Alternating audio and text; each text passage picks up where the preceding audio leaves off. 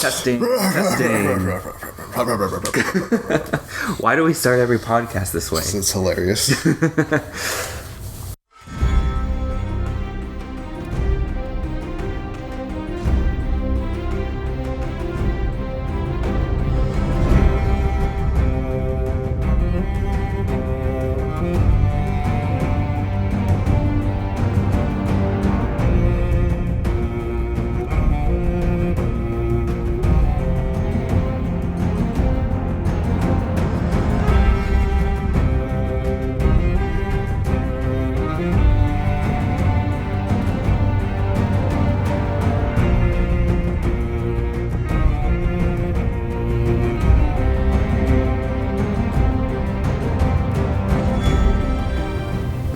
Hello and welcome to the Over the Wall podcast. I got it right this time. We got it. This is a Game of Thrones podcast. My name is Brendan.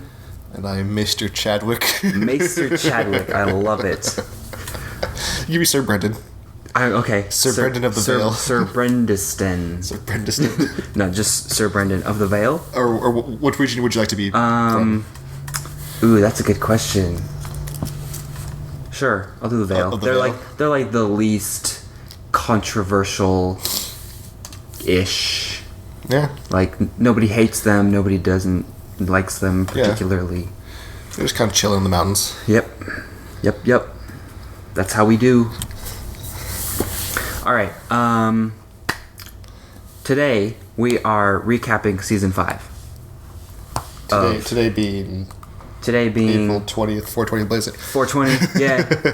And yes, the new season starts on Sunday, everybody. If you didn't know, I mean, what are you doing listening to this podcast? Go. Just kidding, you should be listening to this podcast. But then go rewatch the whole season. Yeah. Okay. This is our one and only spoiler warning. Do not listen to this podcast if you have not watched season 5 of Game of Thrones. And I will spoil something right now for you, just so that everybody gets out. Jon Snow dies. All right. Hopefully I didn't spoil Jon that. Snow gets stabbed Right. multiple times in the body. We will be discussing. And then bleeds out. Yes. However, is he dead? Is he not dead? We'll get into that. We're gonna break down the season by characters as we typically do. In our recap, in our episode podcast, we broke it down by character. Yeah. We're gonna do the whole season this time, breaking it down by each character's story. Character or region. Yeah, region mostly, because a lot of them interact with each other. Is that it? Should we get into it? Did I say that we're media maniacs? I don't even think I said that. No, we didn't. Yeah. We are media maniacs. Yeah, we are. We are just maniacal about media. Yeah. We have a YouTube channel that you should subscribe to and go watch all of our videos that have a lot of views. There's a couple of them that have over 100. Those are the good ones, probably. We haven't posted anything for a long time. Yeah, not really. But we plan on it. We're gonna be rebirthing. We're like a phoenix rising. Yes, from exactly. the ashes. We're starting up. All right, that should. I'm gonna take that sound bit and put it like at the beginning of everything. Okay, that's good. So this is like our coming back. Sort of, because this is our wheelhouse right here. This is our jam right now. Yeah, so we're gonna podcast season 6 of Game of Thrones, and then when is that gonna be over? Like I'll have graduated by the time that's over. Yeah. So I graduate from college in like 5 weeks, and then I'll have a lot more time to devote to this. Yeah. Well, and then I'm thinking because if we're gonna watch it together, the season premiere. Yeah. Hopefully we watch every episode together. Yes, that too. Then I'm hoping the plan could be we just bang out a podcast right after we watch it. Yeah. Then hopefully get it up that week. Yeah, I like that. That sounds like a good idea. So, here we are, devoting ourselves to you, hoping that we can get 11 podcasts out in the next 11 weeks. Oh shit, you're right. Yeah, that's math right there. Yeah. Okay. Oh, maybe even 12 if we do like a post. Yeah. Like a season recap. Mm-hmm. We'll see. Season. We'll see how I feel. Yeah. We'll see how defeated we are by the end of season 6. Oh God. I don't know anything. I know. I don't know anything. So, like I said, this episode we're going to talk about each region-ish, and then we're also going to after the whole episode, are we going to make predictions, or in each individual section are we going to make predictions about those characters? I think we should do predictions at the end. At the very end? Yeah. Okay. And we'll just start with John since we're ending with John. Yeah. Yeah, we'll do that. Silicon Valley is on the TV right now. Or at least an ad for it. This is an ad that I haven't seen for the new season. Do you want to pause this? No. I can it's rewind okay. it. Okay. It's okay. I can find it on YouTube. Okay. I was thinking we should do a Silicon Valley podcast also, but that's a lot of time. Yeah. All right, so we're 5 minutes in. Let's get started. We're going to start with Tyrion / Marine / everybody involved there. Yeah, well, we'll just do like Essos. Yeah. And then my notes, I have Tyrion. Okay. But his story isn't very long, and then it quickly goes into Dany's story. Yeah, so I'll just run back around there. Okay, yeah. Sounds good. So, at the end of last season, Tyrion was kidnapped. No. Yes. he ran away. He ran away. He didn't get kidnapped. He killed his father. Yeah. Which was awesome. Yeah. And then he goes away with Varys. Yep, to Pentos. And yeah, so in this season he's in Pentos. And he's in a box. It's an imp in a box. And he's not very happy about being in the box. No. Right. At least he had a poo hole, right? Did he? Yeah. No, he had to shove his poo out of Yeah, so he had a poo hole. Okay, so he shoved it out, and then Varys had to like take the poo and throw it overboard, remember? That's pretty awesome. But at least he had poo holes. Yeah. At least there's a bright side. At least there was a poo hole.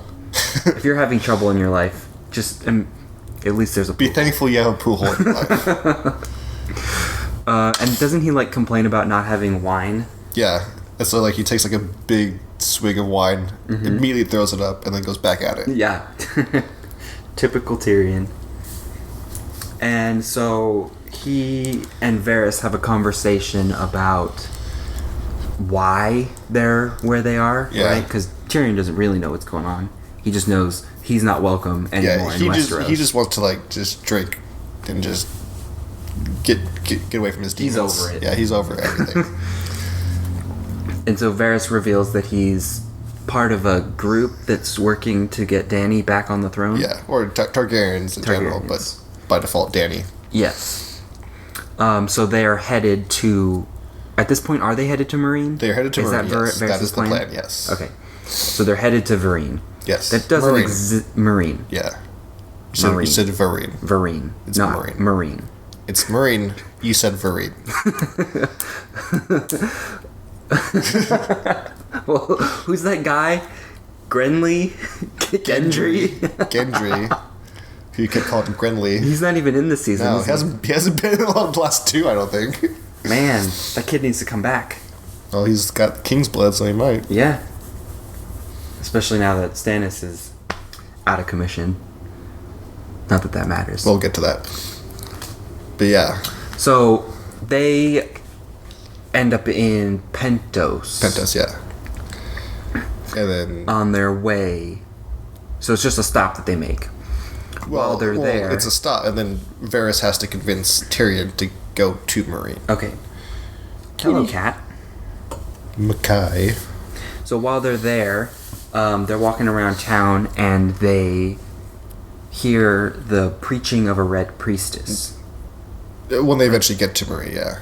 Well, they get to Volantis. Oh, okay, we're in Volantis now. Yeah. Okay, did I skip anything? You skipped ahead a little bit. I mean, you're good. Okay. Yeah. So from where they were, they end up in Volantis as a stop on the way. And there's a red priestess. Yes. Who's played by an Asian actress. Yes. So the theory that you have, sort of, is that... she's from Ashai. She's from Ashai. It's in the Far East, so that's kind of the giveaway. It's like all supposed to be all mystic. It's where a lot of magic is supposed to be from in this world. Okay. And not many people who aren't from there know about Ashai, so. Okay. That may or may not be important to this character, but what's really important is that she's talking about Danny. Yeah. So it's kind of interesting that you see this rift, because the other Red Priestess that we know, Melisandre, Yeah. she follows Stannis. Yeah. And she thinks he's the Lord of Light. So this religion that they are part of is up for interpretation. Right. There's only one Lord of Light. Yeah. And so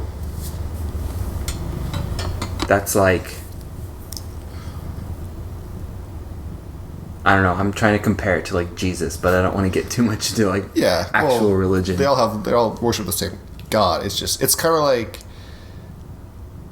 having a different. Well, how Christianity has Jesus as the savior, and like it's like if someone showed up. But in Judaism, it's like Jesus was a cool guy, but he's not the son of God. Right. So that's kind of that interpretation, I think. Okay. Yeah, that makes sense. Good job, history dude. Stay in school. So that's interesting.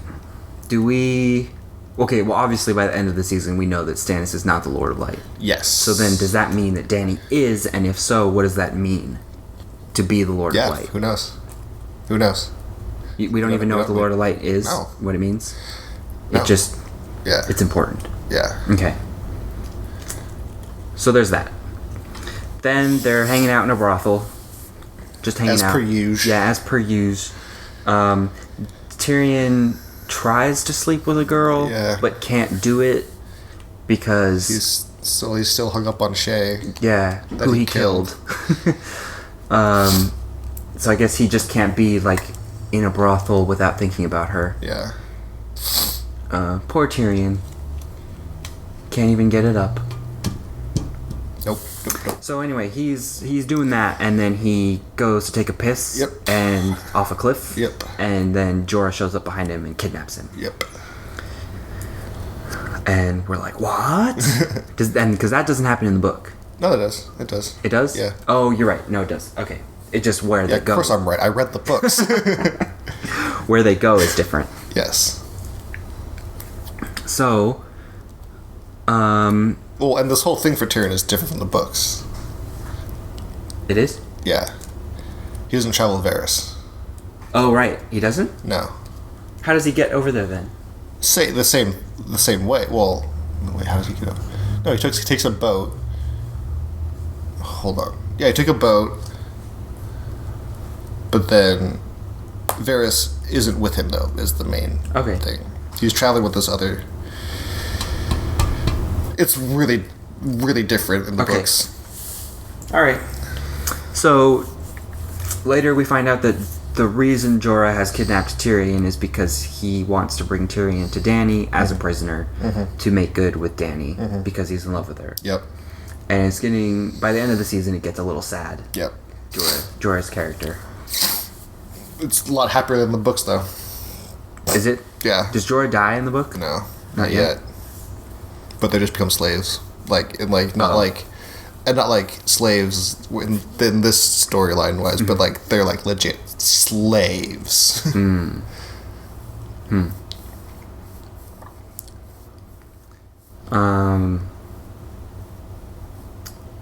Okay, so they're on a boat.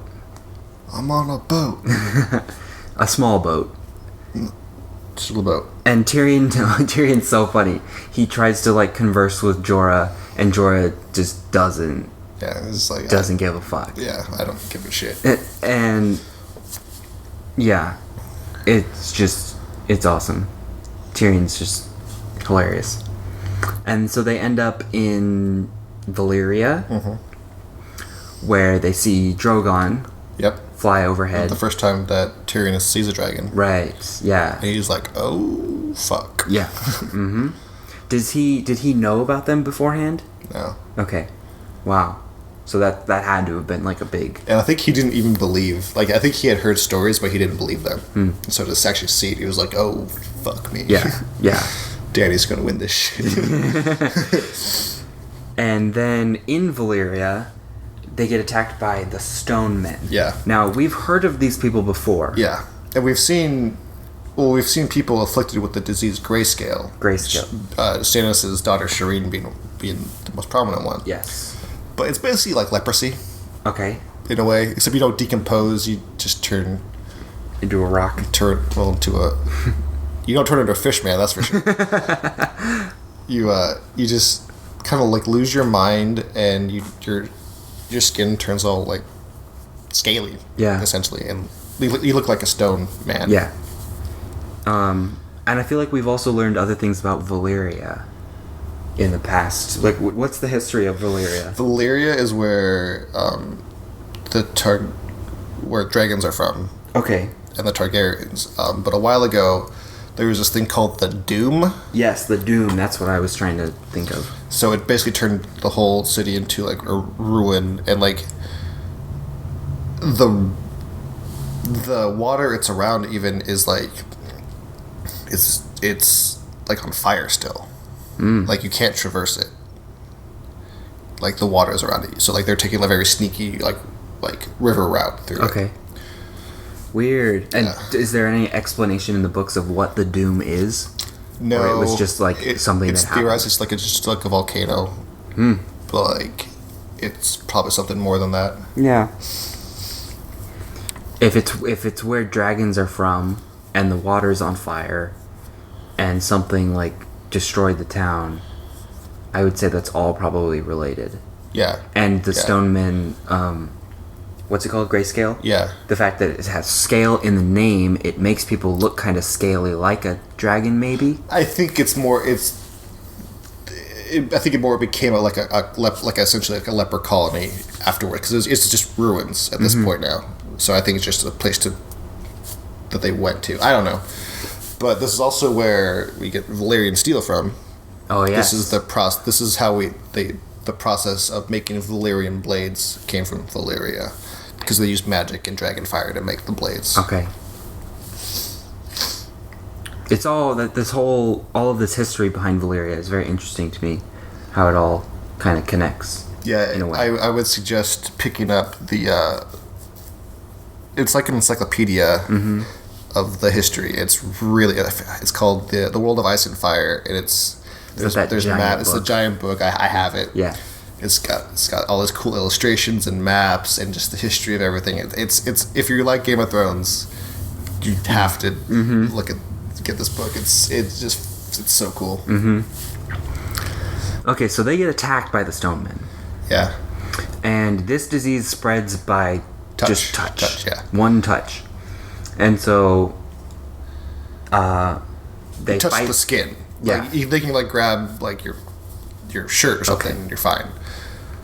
But if you touch your skin, you eventually will get it.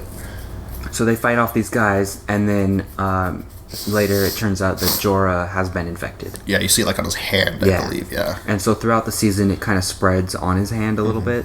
Yeah. Not very quickly. No. It's very gradual. But it's a death sentence essentially. Yeah. So he's going to die. Well, so do the Stonemen, they become complete Stonemen, and then do they die eventually just from the disease, or they just go crazy? I think they just go crazy, and then they will die eventually, yeah. Okay. So that happens. Jorah's in a bad place. So in the books, Tyrion's traveling with this guy. His name is Jon Connington, and he is part of this mercenary group that is loyal to the Targaryens, and he's the one that gets the grayscale. Oh, okay. What happens to him? Well, he's the same thing that's happened to Jorah, just kind of spreading gradually. Okay. And he's also in the books. He's with this boy called, his name is Young Griff.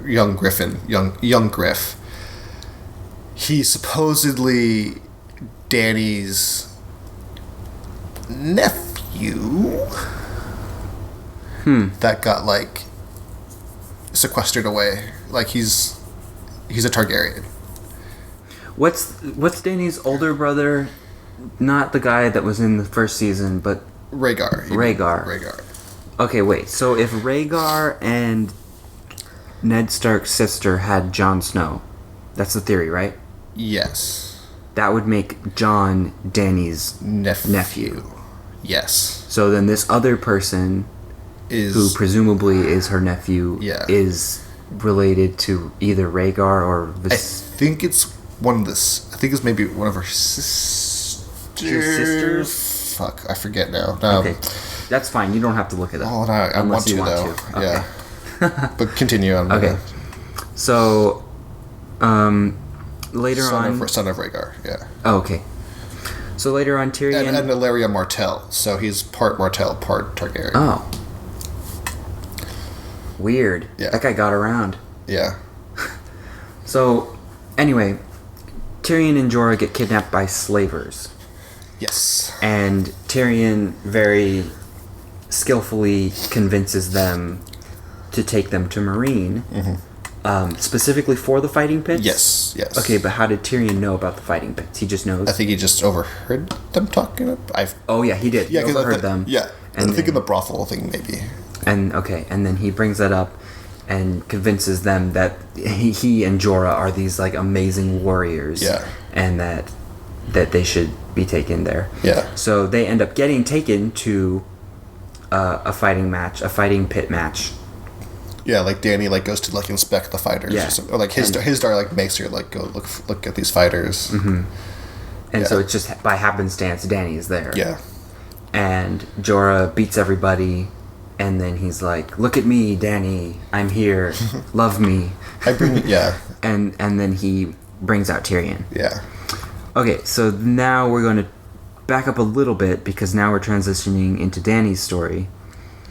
So we're going to back up and start Dany's stuff. Okay? Okay. So her Marine story of this season starts with the Sons of the Harpy. Yeah. Because they're like the whole main plot. They're like an opposition group to the occupation that she is currently in. Yes. And so they kill an Unsullied in a brothel. Yes. And Unsullied don't have sex, do they? Well, because are they? Do they castrate themselves? I thought they just had their balls cut off, but I don't know. Okay. I honestly don't Either know way, if it's castration or not. This Unsullied is spooning Yeah. with the woman. Because he just wants affection. They Yeah. never got affection. You know. So It's kind of sad, actually, but in a good way. Yeah. So anyway, he gets killed spooning, and Dany's not very happy about this. Obviously, none too pleased. Yeah. So Hizdar comes to her and says, "Okay, wait, who is Hizdar? What is his Hizdar? He was what role does he play in the show? He's a former noble. Okay. But he allied himself to Dany. Okay.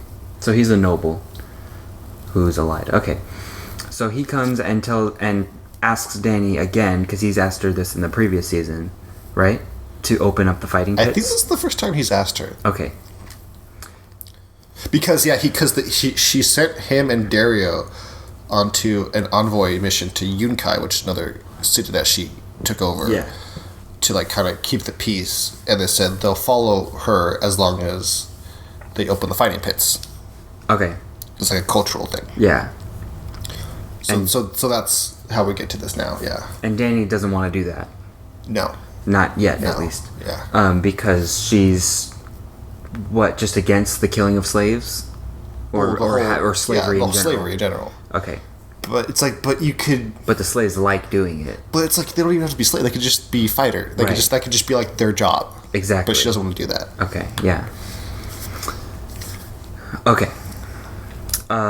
So then Dany goes and visits her dragons. Yep. And because she put them in a dungeon last season, season 4. Yeah.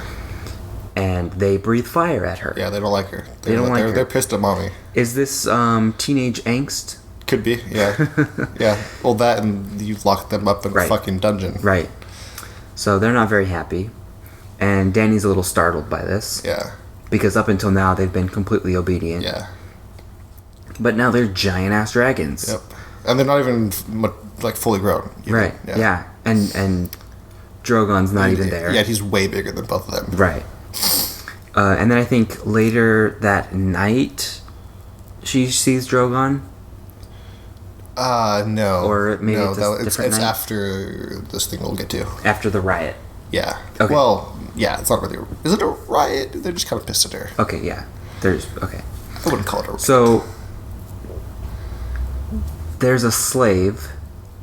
Dany kills a slave, right? Well, because no, they She executes. Dario and Grey Worm find one of the harpies, Yes. and when the slave is what's his name, Mosander, he's like on her council, Okay. like representing like the former slaves, Yeah. and he's like, you have to execute this guy, Okay. and then Barristan is like, no, don't do that. That's what your father would have done. You're not your father. Right. So she spares him, but then Mosander is all pissed, so he kills the slave in her name. And then she's like, well, I can't have dissension here, so they gotta execute you. Okay. So she kills the guy that's part of her council. Yeah. Okay. And then that causes That kind of pisses off the... all the slaves. Yeah. Because that was their, like, representative. Yeah. And it was like, I remember it being a scene where she didn't even have to do it. Like, Probably not. like everybody understood that this guy was in trouble and that it was bad. And I feel like she Yeah. was given the opportunity to not kill him. I feel like all of the executions so far in this show probably could have been avoided. Except for Janos. Well, we haven't got to that one yet. Right. But he deserved it. But yeah, I think that one was fine. Mm-hmm. But I'm pretty sure every other execution we've seen here probably should have Yes. been avoided. That is very true. So now all the slaves are kind of unhappy with Dany. She's not doing a fantastic job. Yeah, and then this is where Drogon comes in. At Okay. night. And then Drogon visits her. And what? Just says It's hello like- and then it's pieces like- out? It's like, hey, Ma, Yeah. I'm back. Bye. Typical teenagers. Just checking in. Alright. So then we have this ambush scene Yes. where the Unsullied are just trooping around and the Sons of the Harpy they've come flooding in from Yeah. nowhere Yeah. and ambush the Unsullied. Yeah. And there's this big crazy battle. A whole bunch of people die. Grey Worm and Sir Barristan are there, Yeah. and they're fighting, and they both get mortally. Well, Is that a word? well, They both get injured. Barristan's mortally wounded Yes. because he dies. But right. But at the end of the episode, we're not sure about Grey Worm. We think that they're both dead. no, Grey Worm scampers off. No, I remember the episode ending. They're both like on the ground dead. Okay. Oh, you're right. So Grey Worm and Sir Barristan, as far as we know, at the end of this episode, die. Grey Worm doesn't die. He ends up being okay. This would But- be like episode 4, I think. Yeah, ish. Yeah. And so Sir Barristan is dead, which is a big deal Yes. because he doesn't die in the book. No, he's very much alive in the books. Yes, and I named my Dark Souls 3 character after him. So in the book, he rules Marine. Basically, because Dany goes off. We'll see how that happens. Yeah. And he's left in charge, basically. Okay. And like at the very end of the last book, Game of Thrones is on the TV. Stop! Can't look. I've avoided all trailers so far. You have? Yeah, What? I know. What? I know. I'm going in cold. So yeah, in the books, like right at the end of the last book, basically the Harpies are coming into the Capitol building, and he's got to like defend. Oh. So yeah, it's really intense spot that he's in. Maybe he'll die at like the beginning of the 6th book. Maybe. Um, Probably. He's kind of outnumbered. Does it seem weird that he dies in this situation in the show because he is such a good knight? Yes. He shouldn't have like gotten killed by some rebels. Yeah, but if you were to be between him and Grey Worm, I think still him dying is the more logical choice than Grey Worm. Okay. Does Grey Worm have an important role to play in the future? I think he's way more important to the show. Okay. than in the books, I think. Oh, okay. So Grey Worm is okay, but Sir Barristan dies. Yeah. So Dany is not happy because this is like her dude. Nope. Yeah. She's like a father figure to her. Yeah. Especially after Jorah, because Yeah. she kind of took his side over Jorah's side. Right. And that's kind of now gone. Mm-hmm. It's like the wise. So she's really looking into where the Harpies are like coming from. Yeah. And she thinks the nobles are involved. Mm-hmm. Or that the nobles know something. Yeah. And or she's mad at them for not being able to prevent this or something. And so she takes the nobles to visit her dragons for a tea party. And Fire tea party. yeah. And doesn't she make them like all march in a line closer and closer to the dragons? Yeah. And then one of them gets eaten. Yeah. I think fire. It gets taught on fire, then it gets eaten. Yeah. And his daughter is all like, "What the fuck's going on right now?" His daughter's not happy at all. Yeah. Dany makes a lot of questionable decisions. I think in this season. Yep. She's kind of everyone's fucking up, man. Like, Like seriously, this show is just about a bunch of people making really stupid decisions. Pretty much. I don't know why we keep following these dumbasses. 'Cause it's like, you guys are just dumb. Yeah, that's true. It's really funny. But they have cool accents. And dragons.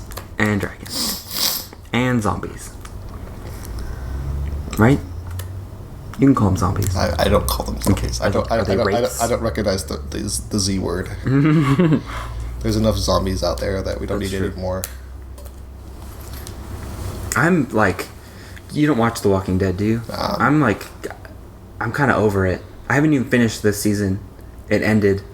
I only got halfway. Apparently, like, doesn't like some guy kill somebody? Negan is like this new bad guy that they introduced from the comics. He's been like, everyone's known for like the last 2 seasons that he's going to come into the show. Okay. And he's like a murderous, crazy man. Okay. And I think he kills somebody, but I don't know who. But Hope it's not Daryl. He's the only reason I watched that show. You know, I don't think it's Daryl, but I feel like something bad happens to Daryl. Did the Asian dude die? Almost. There was a controversy. Like, there was a scene that was very much, it looked like a death scene. Like, it looked like he was getting his guts eaten out. But it was just the camera angle and the way that they did it. It was very misleading, and he didn't end up being dead. Oh, okay. I don't mean racist and just call him the Asian dude. I just forgot his name. Glenn. Okay.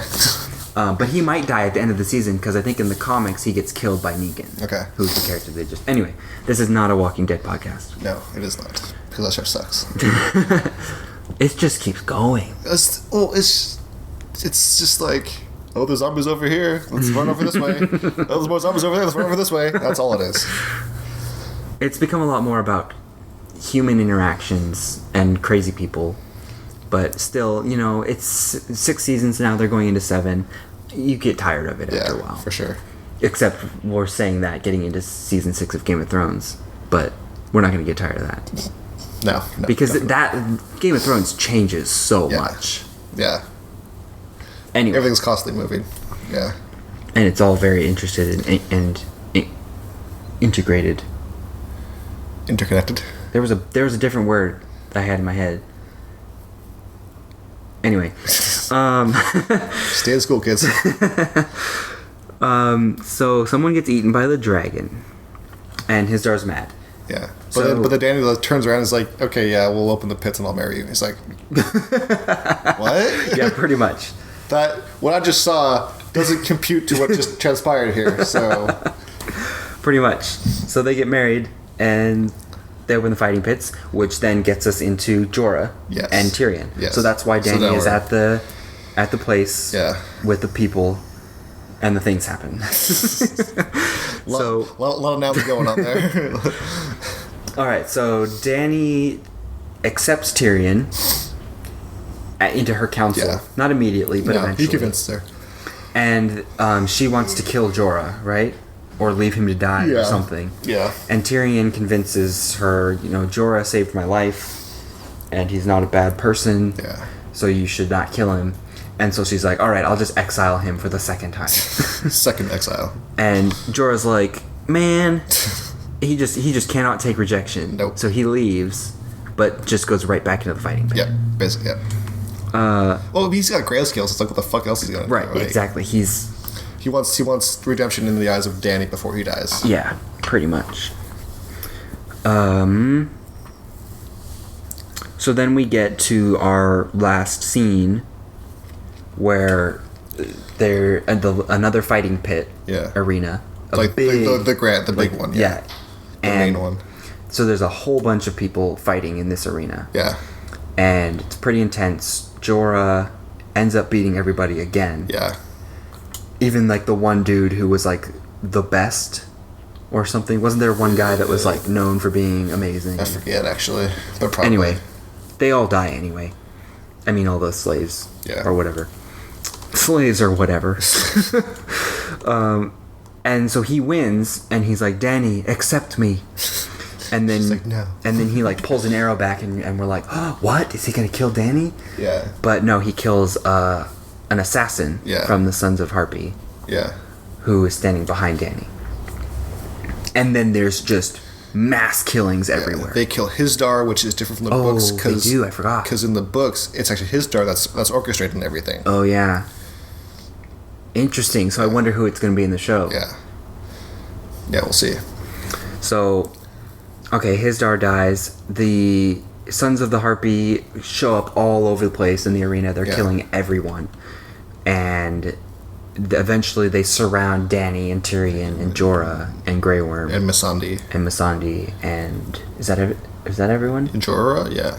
Oh, Dario. Or Dario. Whatever. Dario. There's two A's. And so they're all surrounded, and it's like, well, shit. And then we get Deus Ex Drogonia. Yes, that's perfect. So Drogon comes in and kills everyone. Well, not everyone, but he fights back. He gets a lot of spears in him. Yeah. I was actually worried that he was going to die. Yeah, because he's still not a fully grown dragon. Like his scales aren't like fully formed yet. Mm-hmm. So he's still quite vulnerable. Mm-hmm. And he takes a lot of hits. Yeah, he does. And he's defending Dany, and eventually he flies off with Dany. Yeah. Now, to me it's a little weird. I mean, because she flies off with him, and then everyone's just left there. Yeah. And then all of a sudden... Suddenly. They're not... What? Keep going. Okay. The Sons of the Harpy aren't attacking anymore? Because those... they don't need to... I mean, they don't... They're trying to kill Dany. Okay, so they dissipate. Yeah.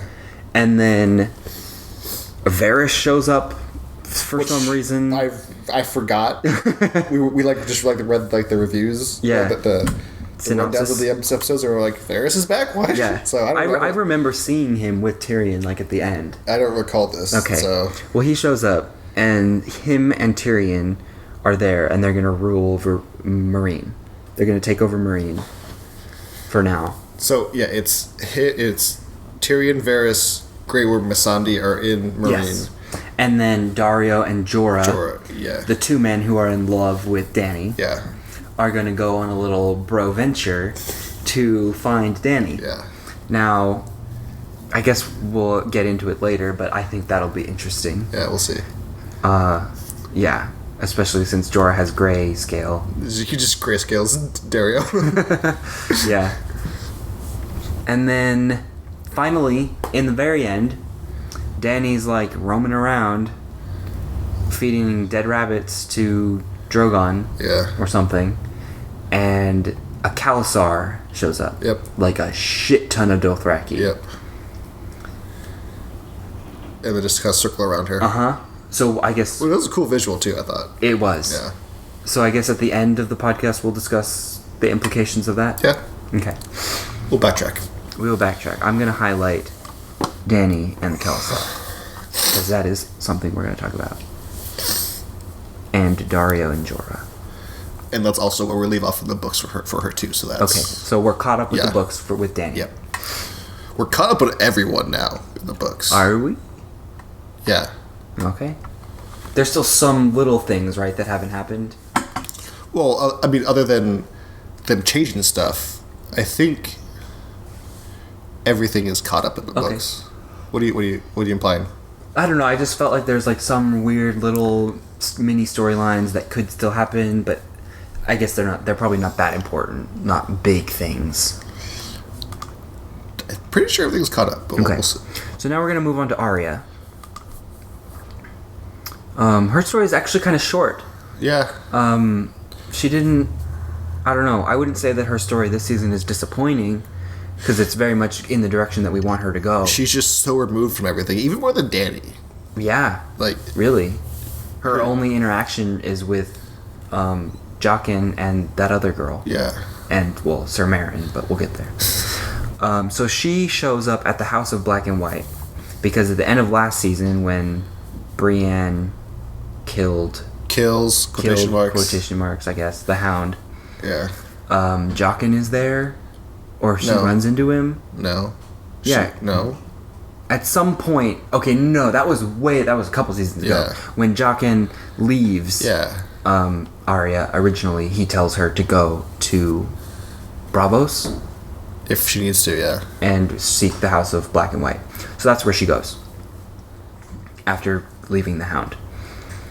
So she ends up at this place. She knocks on the door, and this black guy comes out, and he's like, "No, No. you're not welcome." You can't get in here. And She just kind of camps out for a few days. you got a thing. Did I get it? Yeah. Okay. And so yeah, does she camp out? Yeah. She does. Okay. Think for a couple days. Now she has a coin, Yeah. right? Yeah. She throws it into the river. Yeah. Right? Yeah. And then she knocks on the door another day, and he has the coin. Yeah. And this is when I asked, "Is he a fish man?" And And that became a thing that we say all the we time. just always say, "See a fish man." What movie is this? The Nice Guys. It looks pretty funny. The Nice Guys. Yeah. All right. I Anyway. kind of want to see it. Set in the 70s. Ooh, Ryan Gosling Yeah. and Russell Crowe. Yeah. Cool. Because how did he get the coin if he's not a fish man? I mean, they could have other coins. What? I didn't even think about that. So you went straight from Fishman was your first thought, Yes. and not even mermaid. You didn't even say mermaid. You just went Fishman. Yep. And then is it at this point that he reveals that he's Jaqen? Yeah. Well, Like, pulls his face he's off? not Jockin. He's that's Right, so we don't even know who Jaqen like he's really just using is. the Jockin mask to comfort. I think so that Arya has a point of reference to hold on to. I think It's so confusing. Like, because he's not Jockin. He's just a man. he is a man. He's a man. That is actually what we should call him. It's just a man. Yeah. And Arya is a girl. But it's the actor who played Jockin. Yeah. In the book, does he take on the role of Jaqen? I don't think so. Is it just a man? I think he's just a man. Yeah. So for the sake of the show, they're making it Jaqen so that we recognize him. Basically. Okay. And I was kind of thinking or hoping that they would do that, and because the last time we saw him, he changed his face. Yeah. And I was like, are they going to use that actor or the original actor? Because that is he's a really good actor. He is a good actor. Okay. So, fast forward like a couple days. Wait, let's talk about the House of Black and White. What is its purpose? People come here to Assisted commit suicides, suicide. Yeah. Jaqen gives them... But then they're also a fucking assassin guild, Yes, basically. yes. People can Assassin. hire them out to kill other people too. Yeah. So... Yes, the House of Black and White. Does that relate to life and death? you Yeah, think? I would assume so. Okay. So they kill people. Yeah. And then they Their do business is death. pretty much. And they do something very specific with the bodies. Yeah. Which we'll get into very shortly. So one day Arya is hanging out with this girl. Not really. They play this game called the Game of Faces. Yeah. Which is essentially where... Okay, wait. Run through it with me. It's just like a truth-telling game. Like, you have to figure out when they're lying. Right. So she starts asking Arya questions. Yeah. But Arya's talking about herself personally. Yeah. Right?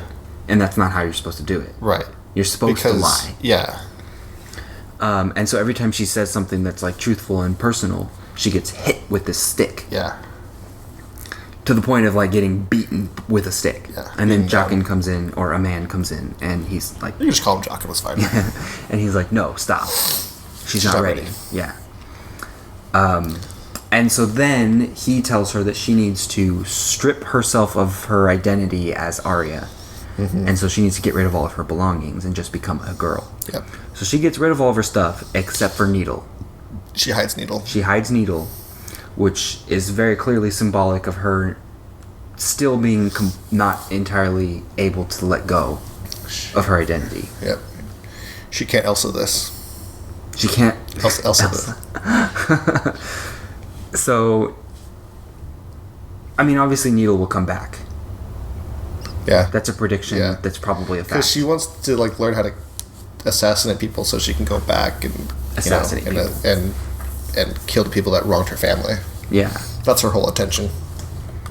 So I wonder then, will that end up happening, or will she actually end up completing her training and becoming a faceless person? Yep, that's what we gotta figure out. Yeah. So at this point, she now finds out where the bodies go. Mm-hmm. Because they clean up the bodies. Because she spent a few days like cleaning the bodies. Mm-hmm. And she's like, where do the bodies go? And Yeah. they just look at her. Yeah. So she is introduced to the Hall of Faces. Yeah. Which is this big room with all these faces. Yep. I think what happens is when people like voluntarily die, kill themselves at this house, that they take the faces and through some magic they're able to become them. Right. That's how they infiltrate places, I guess. And yeah, it's kind of cool and kind of sketchy. It was visually very cool to see. Yeah. All those faces. It was a big ass room too. Yeah. There's a lot of faces there. And in the promotion materials for the new season, like there's a poster, like there's all the faces of like all the main characters. Yeah, who are dead. Yeah. No, not all. No, there's like Tyrion's on there too. Yeah, right. Like seriously. But I also saw one with like Ned's face and Rob. Okay. So at this point, she, there's more training and she becomes good at the game of faces. Mm-hmm. And she takes on the identity of a little girl who is an oyster merchant / fishmonger. Fishmonger, yes. Did they say fishmonger in the show, or was that just you? That's just me. Okay, and I was like, monger's not a word. Yeah. And you were like, yes it is. Because apparently it is. Let's see, let's right click it, see what synonyms we get. No suggestions. No suggestions. Alright. So she takes on the role of this new character. To get intel on this like shady like life insurance salesman who like if he loses he still kills people. It's like dick. Does this happen in the book? She or something similar? An oyster salesman, yes. Does she put on a new face?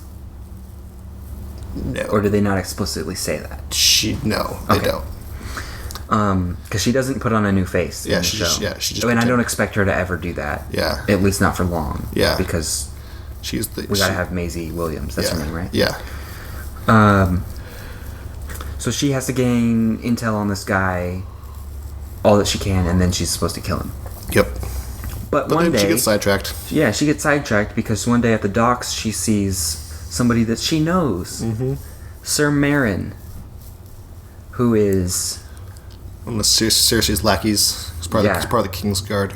He's accompanying. He was in season 1. He's accompanying, and he's the guy who tried to kill Tyrion at the Battle of Blackwater.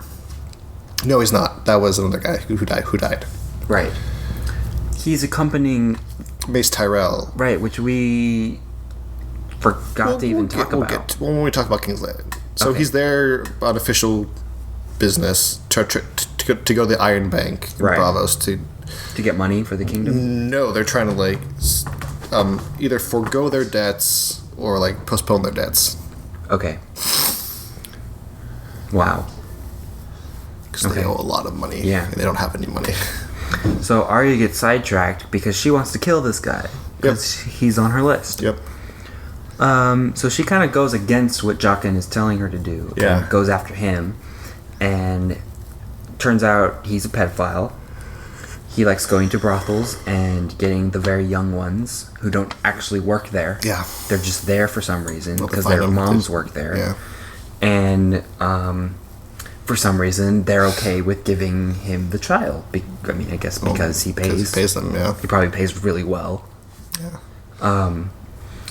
And so Arya ends up getting herself in with him. Yeah. Does he recognize her? Not at first, I don't think. But when she starts killing him, he's like, oh shit, I fucked up. yeah. So, she murders the fuck out of him. Like, there's no more murder she could have done to him. She fully murders him. Yes, to the highest degree. Yeah. And it's pretty awesome. Yeah. And it's very bloody. Like through the eye and shit. Yeah. So he's dead. Yep. And then Arya gets punished for breaking the rules. Yep.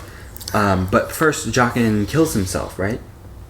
Oh, did he? Yeah. Oh, that's right. He drinks something and dies, and then we're like, what? But then this other dude shows up with his face. Yeah. So it really brings into question, who really is... Jaqen isn't a person. Jaqen's no one. He is no one. He's literally like a mask. Yeah.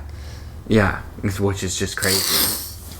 I don't get it. It's so mind-boggling. I mean, I get it. But. So, Arya... So he gives his life because they've killed somebody who wasn't supposed to die. Yeah. So, it's like a balance thing. Yeah, it's a totally yin and yang. Mm-hmm. Black and white. Black and white. There we go.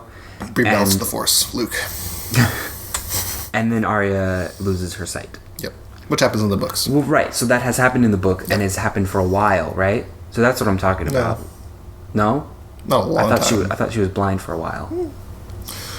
The timelines and everything else are all weird. Right, so let's talk about Arya's timeline, because she's removed from everything, so we really don't know when this is happening. No. So I kind of feel like it could totally work out that she just shows up randomly in another one of the storylines. Possibly. And she's fully trained in assassin mode. Which would be cool. Yeah. Because, in the books... we'll talk about this when we get to the wall, but Sam has to go to another place, and he's traveling, and they land in Bravos for a bit, and they actually meet up, but they don't know each other though. Whoa. And okay, yeah, because she's selling fish, and then he asks her directions. So my theory is from the beginning of episode 1 till now, it's been about 2.5 years. Probably. Maybe more. Maybe that. Yeah, that's my theory, and then I think fuck. But then how long is this season? Because I think Arya's been in Bravos for a bit. Mm-hmm. At least a year. Really? Yeah. Okay. So her timeline is totally skewed from everyone else's. It's hard to keep track. Yeah. I would really like to see it if her storyline somewhat resolves where she is, but it doesn't say where she's going. Yeah. And then she just shows up somewhere else. Yeah. I think that would be kind of cool. But we'll see. Okay, so that's it for Arya. Mm-hmm. We are going to talk about her being blind later in our predictions. Shit, heard in an hour. Fuck. Yeah. It's okay. God damn it. This is going to be a long one because we're summing up the whole thing. Kind of. Okay, let's go through Dorne.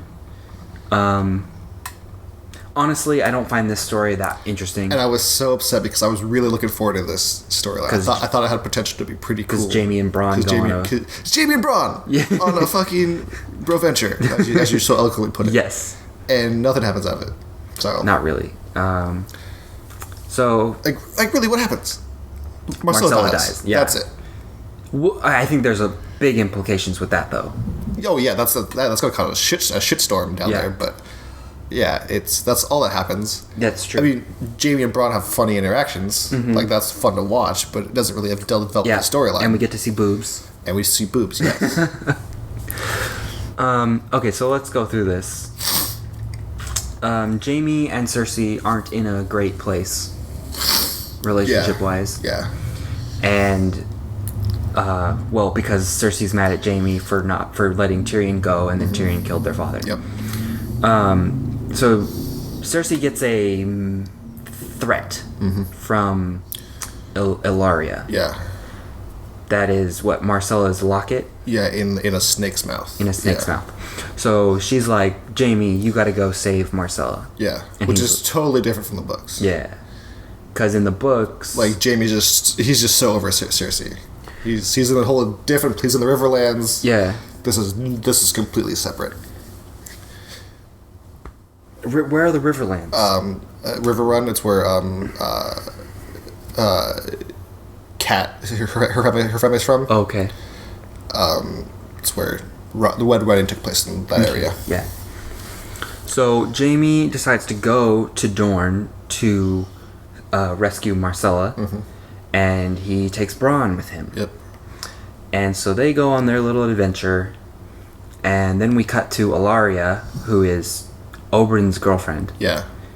And she is talking to Oberyn's brother, who is the prince. Yeah, Prince Doran. And she's all angry about Oberyn's death, and she wants vengeance. And he's like, he just wants peace. Yeah, he's like, I don't want Dorne to because Dorne was never truly conquered. They're part of the kingdom, but they were never actually conquered. They are part of it by through marriage. Okay, interesting. So they just don't want war. Yeah, essentially, but Ilaria does. Oh, she just wants vengeance. She's crazy. She wants vengeance. She doesn't care the outcome. Right. She doesn't necessarily want war, but war will be the outcome if she keeps. And it might be. Yeah.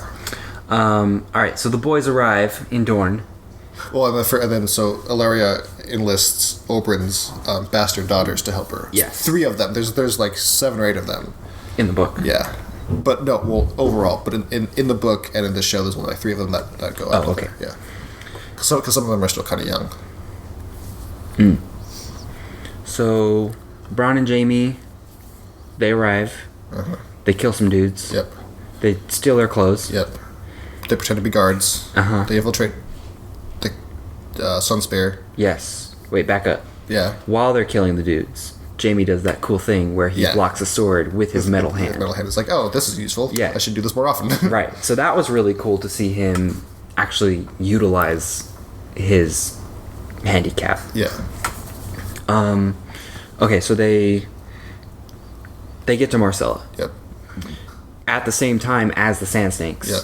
Who Ilaria has told to go kidnap Marcella. Yep. For what? To avenge Oberyn? Yeah. Are they going to kill Marcella? Is that the goal? I think so. Well, I guess it is the goal. Or That's what hostage ends up possibly, happening. yeah. So they all end up there at once. Do they fight? Yeah. Okay, so yeah, they. But it wasn't even that cool a fight. Yeah. I was like, damn it. So they have a fight and then they get arrested. Yeah. Okay. While in jail, we see boobs. More boobs. All is good. Because Bronn has been poisoned by one of the Sand Snakes. And one of the Sand Snakes has the antidote, but she wants him to call her the most beautiful woman in the world. Yep. Or something. Yep. While she takes her clothes off. Okay. Yeah. Not sure what that's about, but okay. Yeah. And then he gets the antidote and he doesn't die. I guess the show writers just wanted us to sweat a little bit about Bronn dying. Yeah. We don't want Bronn to die. If Bronn and then dies, also get boobs. If Bronn dies, we riot. Yes. My sweet Bronn. And then Doran comes and lets them out.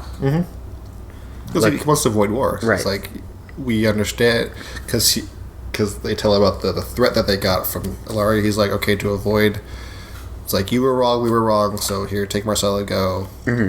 but her boyfriend has to go with them. Yes, Tristane. Tristane. Who is Doran's son. Who will join the small council in King's Landing in place of Oberyn. Yep. Because that's what Oberyn was there for originally. Yep. So all is good and happy. They all leave. Everything's fine. They're on a boat. Again. And then Marcella is talking to Jaime, and she reveals that she knows that Jaime's her father, which is a nice moment. And she's, like, cool about it, too. It's like, okay. So that's a sweet father-daughter thing, and then she dies. Because she was poisoned from the kiss of one of the sand snake... From Alaria. Yeah. So, yeah. That seems like... That's gonna cause some shit to not go well. Right. Jaime's gonna go on the warpath, I think. Yeah, it smells like war. Yep. It smells like bacon, oddly enough. How do you know? I actually mostly just smell like bacon. Okay. The world would be a better place. It would. So in the book, is Marcella even important? No, she's still in Sunspear. Is there any controversy with Dorne? Nope. What role do the Sand Snakes play?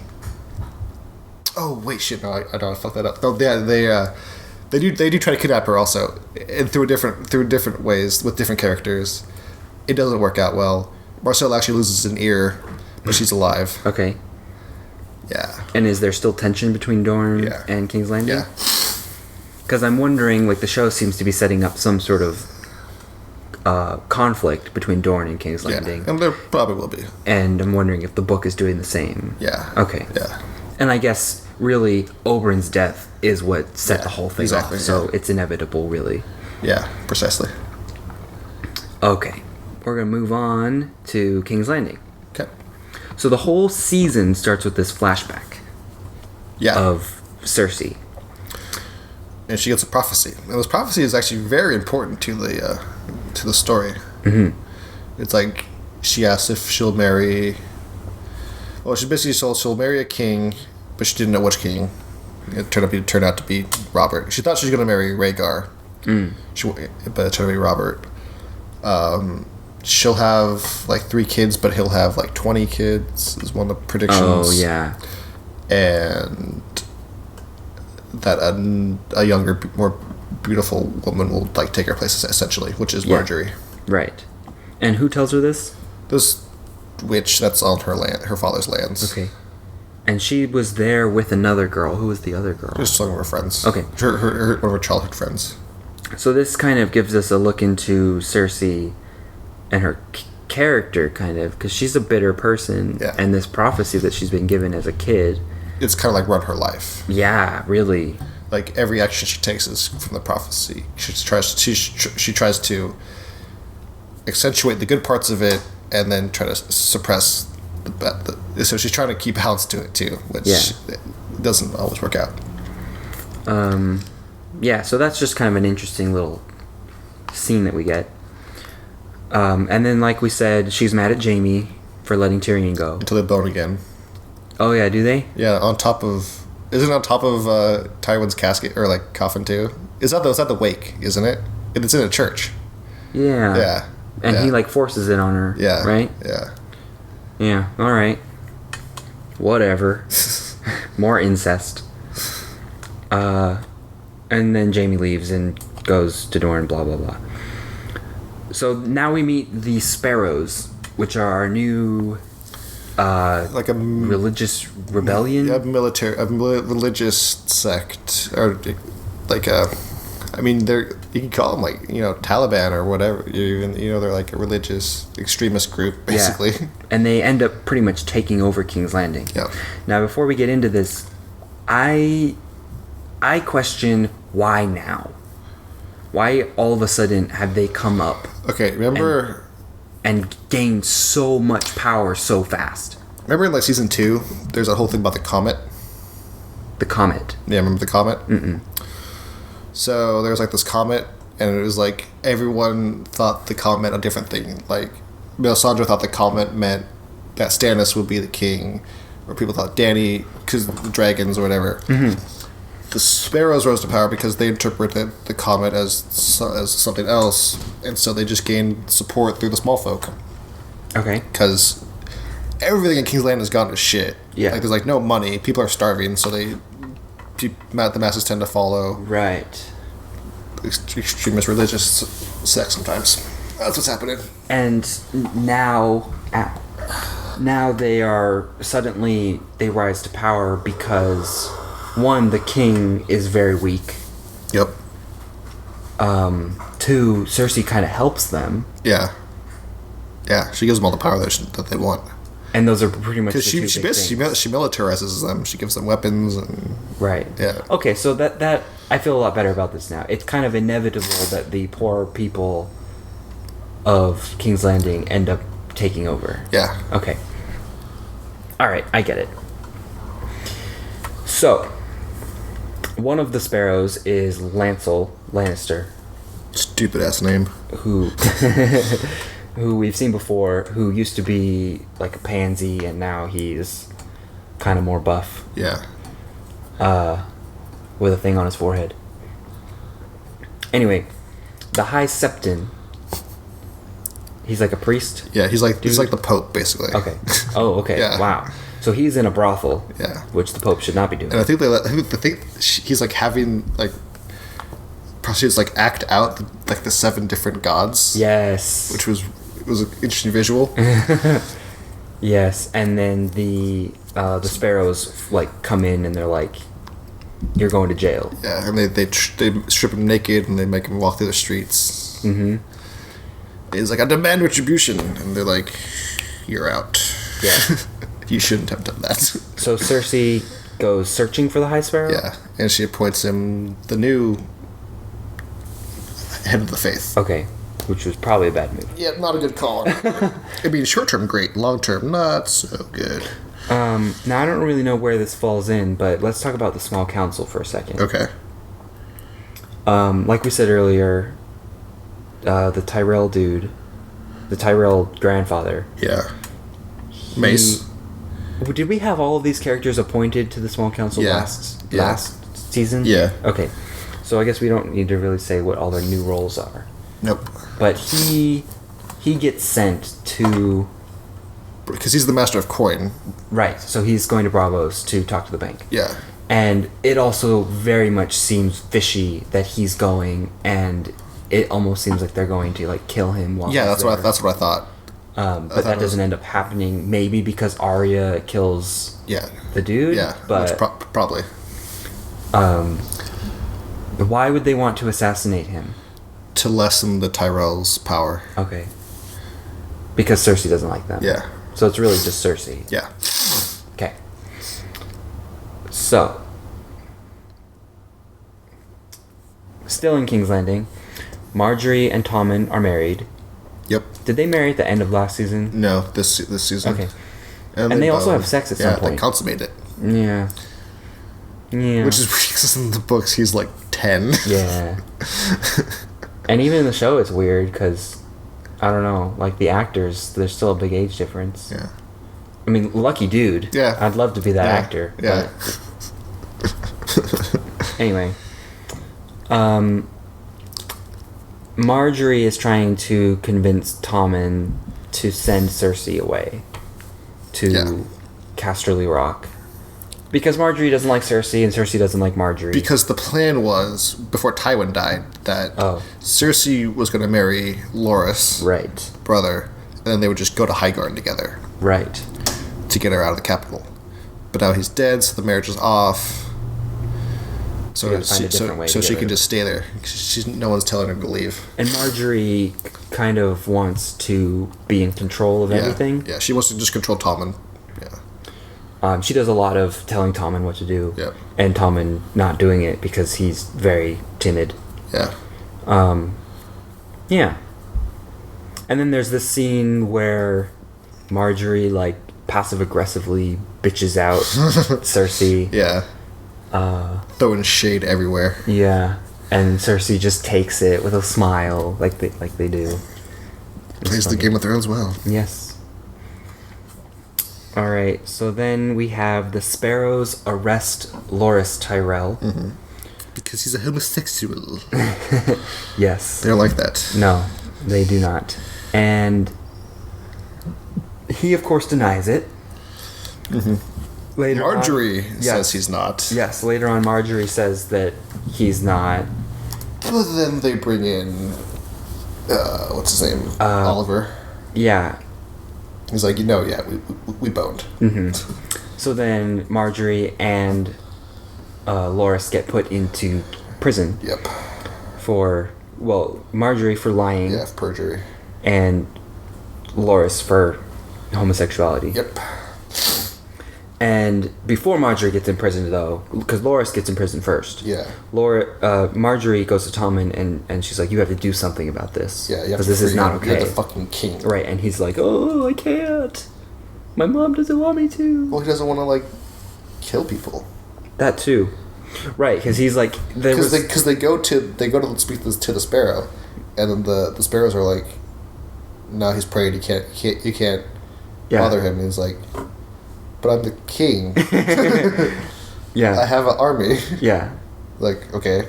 And he doesn't do anything. Yeah. And he's it's a like bitch. it's like if I hate to say it, but if this were Joffrey, like he would have just gone right in there and murdered everyone. Like, A, the sparrow wouldn't be in power. Right.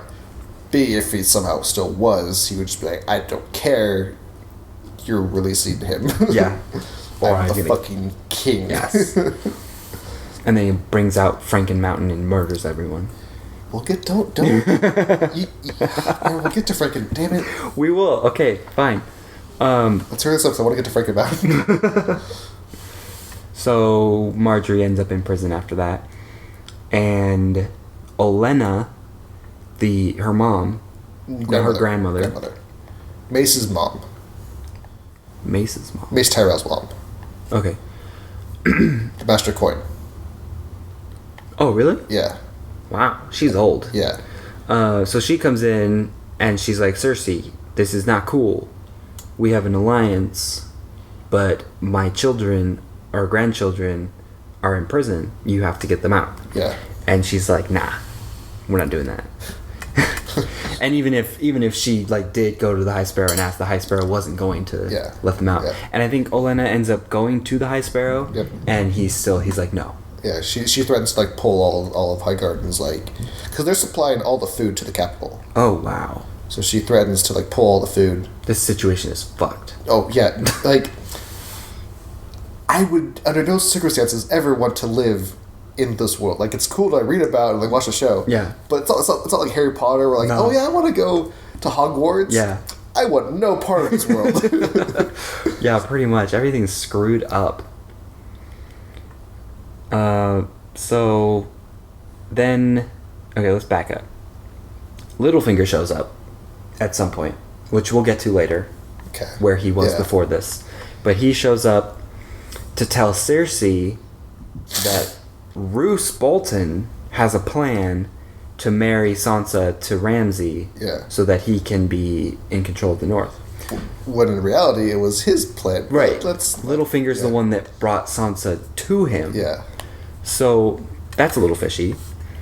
And then Littlefinger tells Cersei that he wants to take... first of all, Cersei didn't at this point know where Sansa was, right? Yeah. Nor does she know that Littlefinger's the one that rescued her. Yeah. So, like, Cersei's totally being played by Littlefinger. And then he asks or requests to lead the Knights of the Vale, because he currently is in control of the Vale. Yeah, well, because he married Lysa before he killed her. Right. And so he wants to take the Knights of the Vale to Winterfell to take out the Boltons and Stannis, who is on his way there. And then he wants to do this as a favor to Cersei in return for becoming Warden of the North. Yep. Which would make him Warden of the North and the Vale. And the Vale, which is a lot. That's a lot of land. That is a lot of land. That's like 2/3 of the land. And if he were to have that much, he could potentially then begin taking over all of Westeros, right? Yeah, because then he also has claim to the Riverlands because Lysa is a Tully. Mm. And isn't that where he's from too? No, he's from the Vale. Oh, he was warded at Riverrun though. Okay. Yeah, so this guy is slowly taking control of everything, which is what we knew that he wanted. That's what he wants, yeah. Okay, so we'll get more into Littlefinger in a bit. Let's see. So Marjorie's in jail, Loras is in jail, Cersei gets put in jail. Yeah. So the High Sparrow totally turns on her, and she gets put in jail for incest. Yep. Amongst other things. Because Loras confessed. Yeah. Why doesn't... Or not Lauren. Loras. No. Lancel, yes. Why doesn't Lancel get put in jail? Because he confessed. Okay. So... It's... Yeah. Yeah. There's no proof that she slept with Jaime, but there's proof that she slept with Lancel. Blah, blah, blah, blah. So she refuses to confess. Until eventually... she's like... She confesses just to get out of her situation, basically. Yes. And so she has to then walk naked through King's Landing back to the Red Keep. While a nun rings a bell, yelling, "Shame! Shame! Shame! Shame!" Which I still do constantly. Shame. And so that was cool. But they used a body double. They did? Yeah. That's not her boobs. What? Yeah. How? How did they do that? Like, digitally put her face on it, yeah. That's cowardly. I didn't even know they could do that. Yep. That's disappointing. And then we get back to the Red Keep. Yep. And we are introduced to a new member of the Knights, whatever. The Franken Mountain. Yes, Franken Mountain. Not his official name. No, but it's his official name. It's our official name for it. This guy has been teased like since the end of last season. Yeah. Because the mountain is like sort of dead. Yeah, so like he was poisoned and like beaten up badly by Oberyn to the point of near death. Yeah. Mostly dead. And so then this guy Qyburn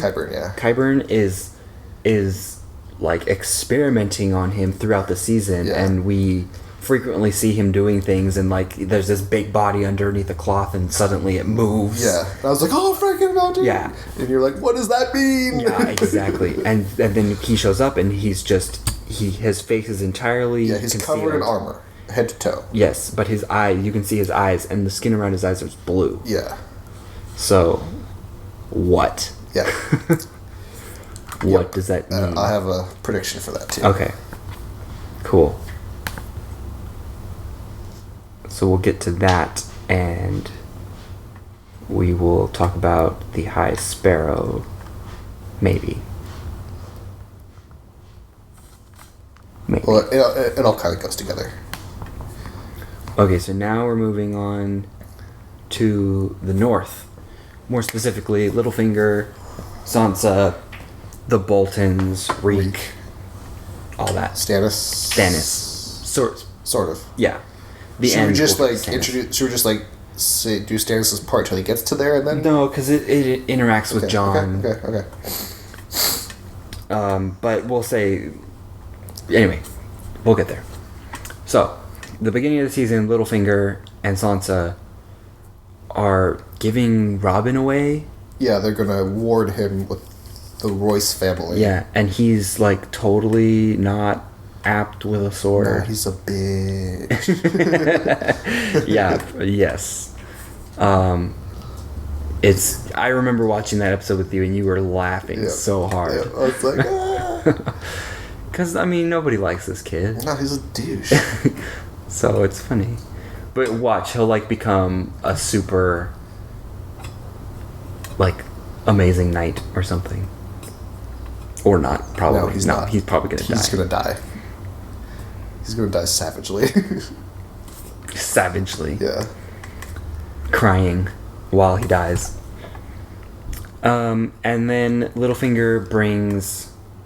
Okay, well I guess we'll integrate Brienne and Pod into this too. Sure. So Littlefinger and Sansa leave in a carriage, and we don't know where they're going at this point, but where they're going is Winterfell. They told everyone they're going to the Fingers, which is where Littlefinger's from, but they go the opposite way. Right. and they pass right by Brienne and Pod. Yeah, they don't know it. But they don't know it. And Brienne and Pod are out. Well, Podrick, I should say. Podrick Payne. Podrick Payne. I call him Pod. I would call him Pod. Yeah. They're out looking for Sansa. Yeah. Because Arya basically just bolted on them, so they can't save her. Mm-hmm. So they're like, gotta find. Well, I guess I'll try to find Sansa now. Mm-hmm. And they run into them in a tavern. Yep. Where Brienne confronts Sansa. Littlefinger doesn't see them, right? No, I think it's backs to them. But Podrick sees them first. And then he tells Brienne they're over there, and then he goes over there. She goes over there. Yes. And Sansa basically turns her down. Yeah. And wants to stay with Littlefinger. Now, why do you think that is? Well, she feels safe with him? Littlefinger's a known quantity. She doesn't know Brienne. Okay. Littlefinger saved her. Yeah. She probably feels pretty safe with him. Littlefinger saved her from Joffrey. Right. Okay. So she's loyal. Yeah. Alright. Where are we? In the north. So Littlefinger and Sansa end up in Winterfell with the Boltons. Yep. And so the plan is to marry Sansa to Ramsay Bolton so that they have control over the north. Yes. And Littlefinger's just trying to get good, like, well, I think he's counting on Stannis beating the Boltons. Right. Because later when he leaves, he seems to think when he tells Sansa that Stannis will rescue her. Yeah. That Stannis is going to come and beat the Boltons, and that doesn't happen. No, that's not at all. No. So.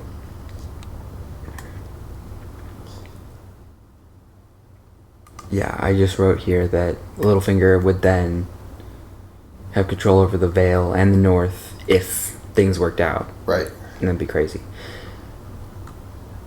So then Littlefinger leaves for King's Landing, which we already discussed what he talks to Cersei about there. And Sansa's just left to deal with Ramsay, however she can. Not very well, I might add. No, not really. Not at all. So she's reunited with Reek. Theon. Theon Reek. And then Ramsay rapes her. Which doesn't happen in the... No. Well, none of this really technically happens. No. For the actually, Sansa's part ends last season. Right. At the ending. So, this is all new territory. Right, and in the 5th book, Ramsay marries a Sansa imposter? An Arya imposter. An Arya imposter. Yes. Okay. Which is even weirder because she's younger. Yeah. Is it an Arya imposter? Yeah, it was Arya imposter. So, yeah, this is... It seems really out of character for Sansa to be put into this situation, I think. Yep. Because she's become a strong female character. But then she goes right back to square one, it seems like. Yeah. And also, while this happens, Reek is forced to watch. Yep. Because Ramsay's a sick bastard. Yep. Literally. So then Sansa asks Reek later to help her escape. And Reek is like, oh, I can't go against Ramsay. He'll cut off another piece of my body that I need. The penis that I have. So he goes and he tells Ramsay... Oh, I guess we have to back up first. To Brienne and Pod. They are in an inn. Do you need to go somewhere? No, I'm just standing up. My back kind of hurts. Brienne and Pod are in an inn in Winterfell. And they want to get a message to Sansa. So there's like this lady. Yeah, she works at an inn. Who is loyal to the Starks. Yeah. And will give a message to Sansa. Yeah. And she does. Yeah. She gets the message to Sansa, which is to light a candle in the highest tower when she needs help. But she's locked in her chambers. Right. And so she wants Reek to let her out so she can go do that. No, she wants Reek to light the candle for her. Okay, right. And so Reek brings the candle to Ramsay instead. Yes, and then Ramsay kills the woman. Kills the woman, that gave skins the her, message. flays her. That's That's what flays mean? Yeah. What do you think it meant? I don't know. Like whipped? Nah. All That right. means de-skinning people. De-skinning. All right. De-epidermising them. And then Reek tells Sansa there is no escape from Ramsay. Yep. But that's just his own cowardly bias. Yeah, because he's a bitch. Yeah, yeah. And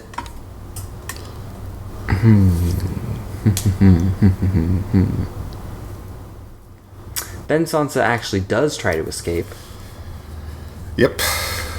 and for whatever reason, Reek has a... Oh, wait, I skipped something. Reek tells her that her brothers aren't dead. Yeah. That he didn't actually kill the brothers. He killed 2 farm boys. Yep. And so Sansa, that's really uplifting for Sansa. Yeah. Now, I put, but where?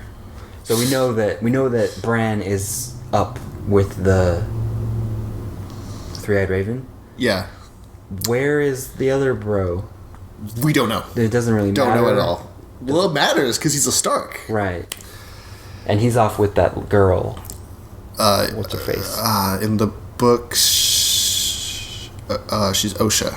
Osha. Yeah. Do they have a direwolf with them? Yeah, they have Shaggy Dog. Okay. What direwolves do we still have? Shaggy Dog? Shaggy Dog, Ghost, that's it.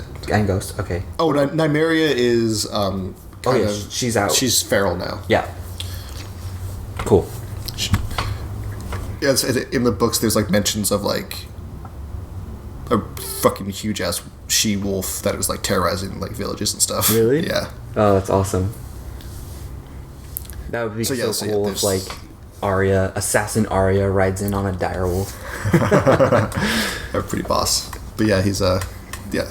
So the theory for them, for Rickon and Osha, is that they're on this island way up in the north. In the books, Davos is going to go try to find him. Davos. Oh, okay. Okay. Oh, I didn't even put anything about Davos in here.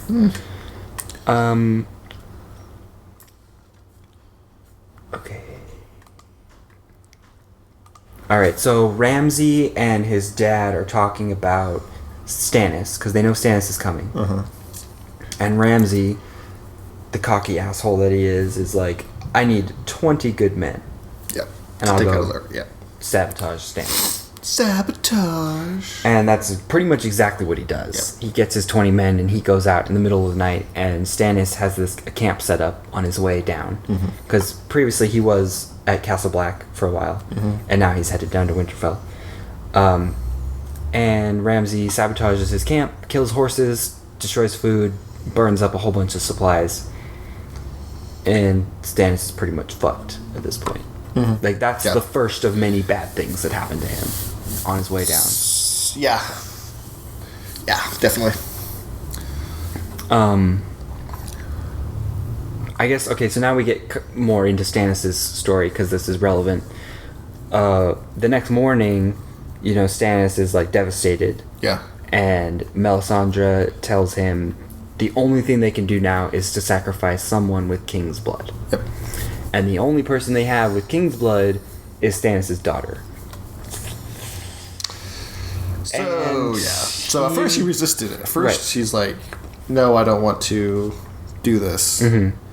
But then Ramsay sabotages his camp, so he's kind of forced to. Yeah. Because he needs any... Forced, in quotations. Yeah. True. He didn't have to. He could have just walked away. True. Lived his life. True. But no. He kills his daughter, burns her at the stake. Yep. And she screams. And it's a pretty long, drawn-out scene. It's you're like... They wanted us to feel that. Yeah. And we did. Yeah. And, what does he go from? He was Stannis the Manus? To Stannis the Anus? Yes. Stannis the Anus. Did I tell you that? Yeah, you did. Yeah, I got that off of Reddit, I think. Yeah. The next day. Yeah. The Game of Thrones Reddit was just flooded with Stannis the Anus. So that happens, and then half of his army leaves.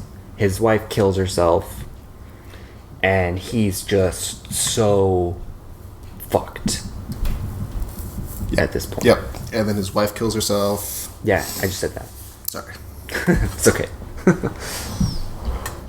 And we'll get back into his story in just a second. Back to Reek and Sansa. Yeah. Sansa tries to escape again, and this time Reek/Theon actually helps her. Yep. So the crazy bitch lady Miranda, who's in love with Ramsay. Yeah. Her, like, psychotic mistress. Yeah, pretty much. Is harassing Sansa, and Theon shows up and pushes her off a balcony. Off a rampart. Is the Rampart. correct terminology. All right, Actually. rampart. And she dies. Presumably, yeah. And then they jump off a wall into the snow and somehow survive. Maybe. But, no, they do. There's a promotional picture. That's not canon right now. Okay, fine. On Sunday it will be. Okay. So they escape Winterfell. So now we have Reek, Theon, and Sansa are out on their own. So Stannis and his army, they come in, and there's this nice shot from the sky where you see Stannis' army, and then you see the Bolton army, and it's like 5 times the size. Julie, what's up? What's up? Are you working today? No. Oh my god. Finally getting something to eat. Okay. Random dog. The Bolton army is like 5 times the size of Stannis's. Yeah. And oh my goodness, look at those waves. Is that Chewie just running around? No, that's the garage. Oh, okay. And part of it's Chewy. Sorry, listeners, I'm not editing this out. You can deal with it. Just kidding. We love you. Forgive us. Forgive me for all we have sinned. And Stannis is just totally overwhelmed, or his army's overwhelmed, and we don't even see the fight, No. which I think is awesome because it's like They got overrun. it would have been sad to have shown that. And so later we see Stannis like pretty much dead, almost defeated, against a tree, and then Brienne shows up, and she gets the honor of killing him, which is very symbolic because she originally followed his younger brother, right? Yeah. Who Renly. who Stannis killed. Yeah. So she got her revenge finally. Now her only mission is to save the Stark girls. And bang with Jaime. Maybe. Yeah. Maybe. Maybe. Mayhaps. Mayhaps. And also lead the stormtroopers. Maybe, if she's not dead already. She's not dead. I hope not. If they killed Captain Phasma like that, I'd be so pissed. Well, look how they killed Boba Fett. Hey. We don't know if he's dead or not. He was just engulfed by a sarlacc. Which means he's dead. It means he's being digested forever. He's got 1,000 years. You know, he's got 1,000 years. He could still be in there in some fashion. I'm just saying, just don't kill the Fett Man. Okay. Star Wars talk. How many times have you seen that now? Did you get the Blu-ray? Only 2. I got the Blu-ray. Only 2? Yeah, I've only seen 2, yeah. Oh, I've seen it like 4 times. Yeah. I saw it opening day and then on Christmas with my family. I saw it 3 times in theaters, and then I just watched it with my girlfriend. Yeah. But I have the Blu-ray, though. Did you get the... Which one did you get? What do you mean? There's different ones. I got the regular Blu-ray? From where? Amazon? Okay. I don't know what they have. But Best Buy has a special, like, Steelbook edition, right? That's what I got. Okay, cool. I'll show you before we leave. Does it have anything extra in it? I think there might be some extra deleted scenes. Okay. It comes with a whole other disc. Mine does. I'm sure yours does too. That's like a documentary, a full-length documentary of how they got this movie to be made, which is pretty sweet. Yeah. Anyway. So Stannis dies. Presumably. It's not on screen, but, you know. He's dead. He's dead. And then Melisandre heads back to Castle Black, which I think is important, and we will talk about later. And that's it. Where's Littlefinger? King's Landing. Still? Yeah. He doesn't make his way back yet? Not yet, no. Okay. But he said he was coming back. He's gonna come back to a surprise. Maybe. Yeah. More vibrations. Okay, so now we are in our final storyline, right? We went through the North, and Dorne, and Meereen, and Tyrion, and Arya. Okay. And some would say the most important. Yes, this is the most important. That's why we saved it for an hour and a half into the podcast. Very in the lead there. I'll I'm gonna put this on YouTube probably. I'll put like an annotation that says, click here for the wall or something. Welcome, people. To the wall part. The wall part. This podcast is called Over the Wall. Yeah, that's true. We are going literally over the wall. Yes, we are actually. Yeah. Yes. Okay. So, season 5 starts with Stannis. Is Stannis already at the wall? He's at the wall, yeah. He just gets there. He's at the wall. No, at the end he's at the wall. Because he got there... End of last season. Yeah. Okay. So, he wants to get the wildlings to join his army so that he can go beat the Boltons. Yep. Clearly, that doesn't work out from what we just went through. Yeah, spoilers. It doesn't work. No. Jon is given the task of convincing Mance to allow this, and Mance won't allow it. So Stannis burns him. Mm-hmm. And then Jon Mercy kills him with a bow and arrow. Yes, which people don't like.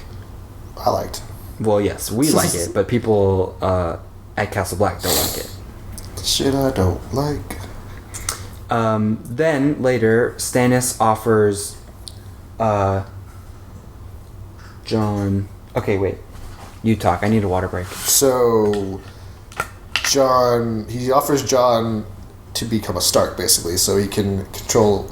Because a lot of families in the North don't recognize the Boltons as legitimate rulers of the North. They'll only follow the Starks. So he wants to legitimize Jon to become a Stark in order to then follow Stannis against the Boltons and then eventually into King's Landing. He wants Jon to leave the Night's Watch. No. Oh, leave the Night's Watch. Yes, leave the... This is lead. Leave the Night's Watch, Leave and become a Stark. Yes.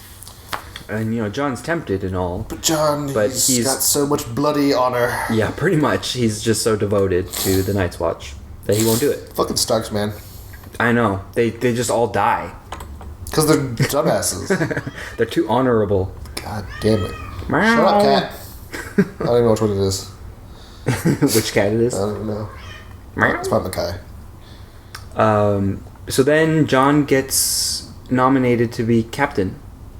Commander. Yeah. And he appoints Alistair as first Ranger. Yeah. Which is a big deal because... Yeah, because Alistair thought he was just going to get, sent to, the latrine. Like a shitty-ass post. Which he gives to Janos Slynt. Yes, he tells Janos to go to a whole other castle. Yeah, because there's 3 different posts. Well, actually, there's 19 castles along the Watch, but only 3 are operational. Okay. And if people don't remember who Janos is, he's the guy from Season 2 who was commander... No, Season 1, he was the commander of the City Watch. Okay. But it was Season 2 where Tyrion... totally bitched him out for killing a baby, and then sent him away to here. Yeah. And this is the first. And then he totally bitched out when the Wildlings attacked Castle Black. Mm-hmm. Yeah, he's a completely useless human being. Yeah, he's a waste of sperm, as my dad would say. Nice. So he doesn't want to go to this other castle. He refuses, and then Jon's like, "All right, I'll just execute you." Totally just Ned Starks it. Mm-hmm. And it's a good scene because Janos is pleading, right? Yeah. Pleading for his life, and he pleads long enough that we question whether or not he's going to get killed, and then he just does it. Yep. Just chops his head off, and it's totally awesome. And Stannis gives a nod of approval. He's like, "Well done." Mm-hmm. Mm-hmm. And how does that happen in the book? I remember you told me. Yeah, they put him in a cage, naked. On the wall, so it's really. So he's next to ice. Yeah. And then he just dies. I thought you said he stays in the cage for a couple days, then they let him out, and then they cut his head off. That might be how it goes. Because I haven't read the books again in a while. Because like last year we did the podcast, like I was still kind of fresh with the books. Yeah. Now I'm kind of like not as okay. on it. Ooh, excuse me. So yeah, he's dead. Janos gets killed, which is totally awesome. Yeah, and then Stannis leaves. Stannis leaves, but not quite yet. Because Melisandre is still there, and she seduces Jon. What's that King's blood? Exactly. So we'll get into that in just a second. But she... Which really supports the theory that he's Rhaegar's son. Right. Her motive for seducing him, as far as we know, or as far as he knows, is because she wants him to go with Stannis. However, what we've seen from her character throughout the show is that she only seduces people with King's blood. Or she's only drawn to people with King's blood. Right. Now... And in the book, like, she's just, like, on him, like, 24/7. Really? She just stares at him, like, all the time. And so in the past, I know on another podcast we've talked about this theory that Jon is not the son of Ned Stark, the son of Ned's sister, and Rhaegar Targaryen. And Rhaegar, yes. Which holds a lot of water. Yeah. And it's pretty much going to get confirmed this season. Okay. Because there's going to be a flashback too, right? Yeah. So, yeah, it's totally... And I feel like this entire Season 5, they were totally hinting at it the whole time. Which is so confusing to me, because then why did they kill him?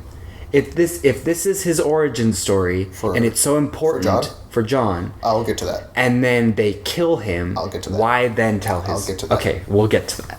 I have a really good theory for that. So...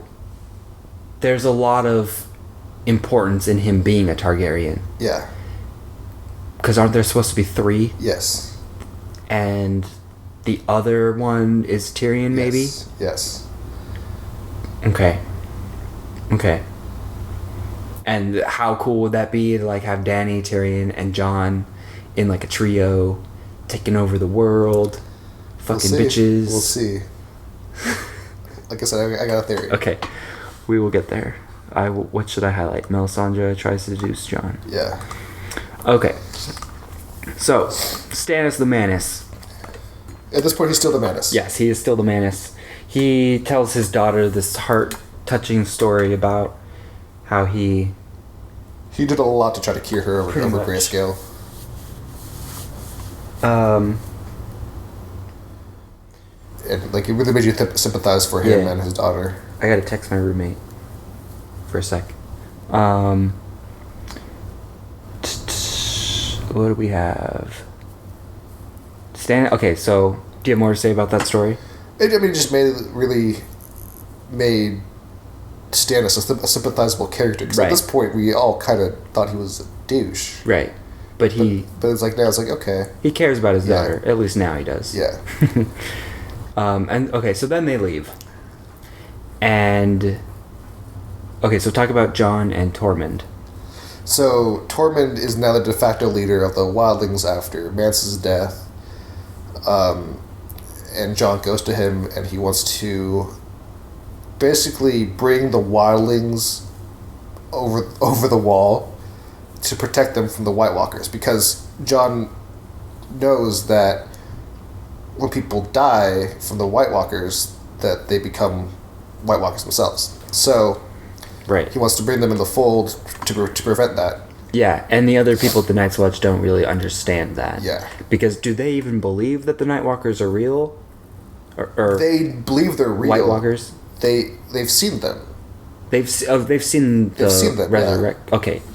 But they don't know that. Well, there's a lot of things. They're just deep-seated hatred of the Wildlings. First, is just kind of blinding themselves. Yeah. So that's because. So there's that, but then I don't think that they realize that when people die, they become White Walkers. Okay. Yes. So and then Tormund says, we have to go to this place called Hardhome, which is like place of refuge for the Wildlings. So they leave. So they decide to leave, yeah. So yeah, they head to Hardhome. before they leave, Sam gives John dragon glass, Yes. right? It's kind of like a peace offering kind of thing. And Maester Aemon dies. Yeah. The old blind guy who's a Targaryen. Yep. I sort of remember this scene, but is there anything like that we need to talk about? No, not really. He was sad. Doesn't he tell Sam to like go become? Yeah, he wants him to become the new maester of the Night's Watch. Okay. So Sam needs to go to Old Town to become a maester. And is that what he leaves to do later? Yeah. Okay. In the books too. That's the same one. Oh, and then Gilly is almost raped by a couple dudes because she's like the only girl. Yeah. There, and Sam And Ghost. and Ghost, Yeah. mostly Ghost, Yeah, mostly Ghost. save Gilly Yeah. from these two guys, and then Sam and Gilly get it on. Yeah. Which is Sam's first time, right? Yeah. Yeah, and then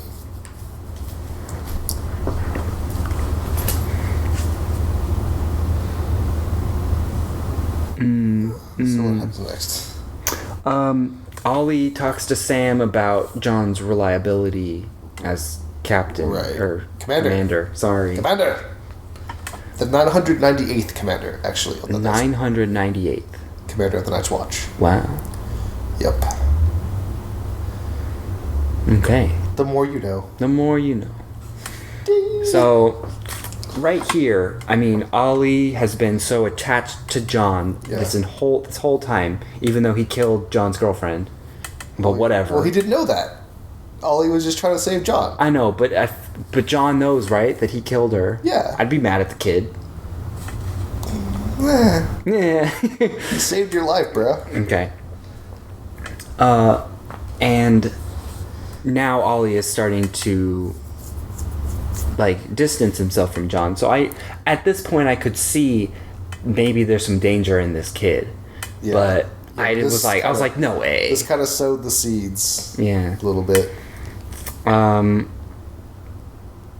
Okay, so that happens, and then Sam leaves. Or not quite yet. John has to come back from Hardhome first. So, Hardhome. Oh boy. Oh boy. Oh boy. TV's greatest moment. Definitely the best episode of episode 8 is what we're talking about. Yes. So they get to Hardhome. There's a massive battle. We'll talk about it. But First, there's some diplomacy going on. yeah, so the Lord of Bones. Yeah. Who is this? He's a leader of one of the many clans. Okay. Kind of the de facto leader of the wildlings across the wall now. And he doesn't like Jon Snow, and he doesn't like crows. And then Tormund just kind of kills him. Sweet. And then everyone just kind of joins Yeah. Tormund's and side. They talk with the German chick from Pitch Perfect 2, and Oh yeah. no, but there's no singing though. Unfortunately, there's not acapella. No.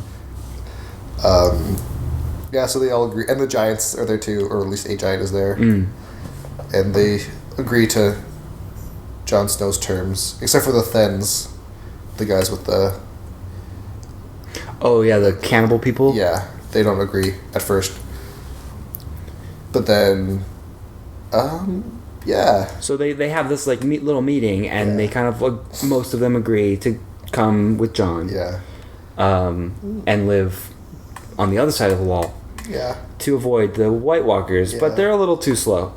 And Yeah. like this big old snowstorm comes in. yeah, And it's just a ton of dead wildlings. yeah, And it's like wraiths and they're yeah, acting like zombies. yeah. I mean, I don't mean to use that word. we need to differentiate between the White Walkers, Yeah. the wraiths, Yeah. and whatever it is the wildlings were. 'Cause they weren't. I don't think they were wraiths either. They might have been wraiths, but the White Walkers and the wraiths are different for sure. Yeah. The wraiths are just the dead people. Yeah, yeah. But then there's a lot of those skeleton dudes that we saw from Bran at the end of season 4. Didn't we see them? Maybe not. Maybe I'm jumping ahead of myself. Maybe. But anyway, so the White Walkers themselves are like, they're sentient, they like think and they know what's going on. But the Razor just kind of act out of impulse for the White Walkers. And they like break through this wall that they have set up around Hardhome. Yep. And so there's just this big old battle between the wildlings and the wraiths. And a lot of people die. John ends up fighting a White Walker. Yeah, John and the leader of the Thens together, and they see this White Walker come down. Mm-hmm.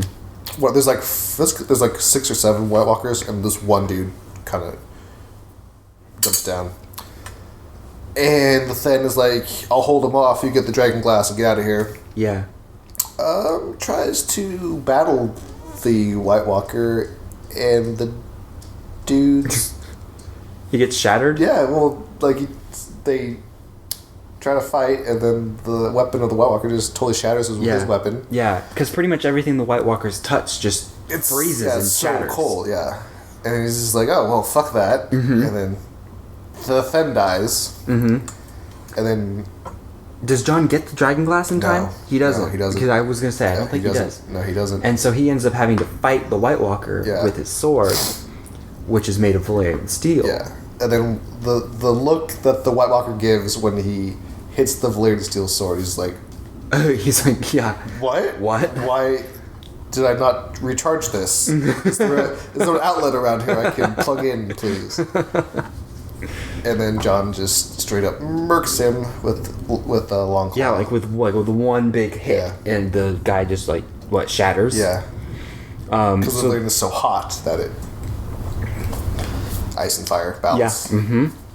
And so up until this point, we didn't know the Valyrian steel could kill White Walkers. We thought only Dragonglass could at this point. Right. But it makes a lot of sense considering that these swords are made from dragonfire. Yeah.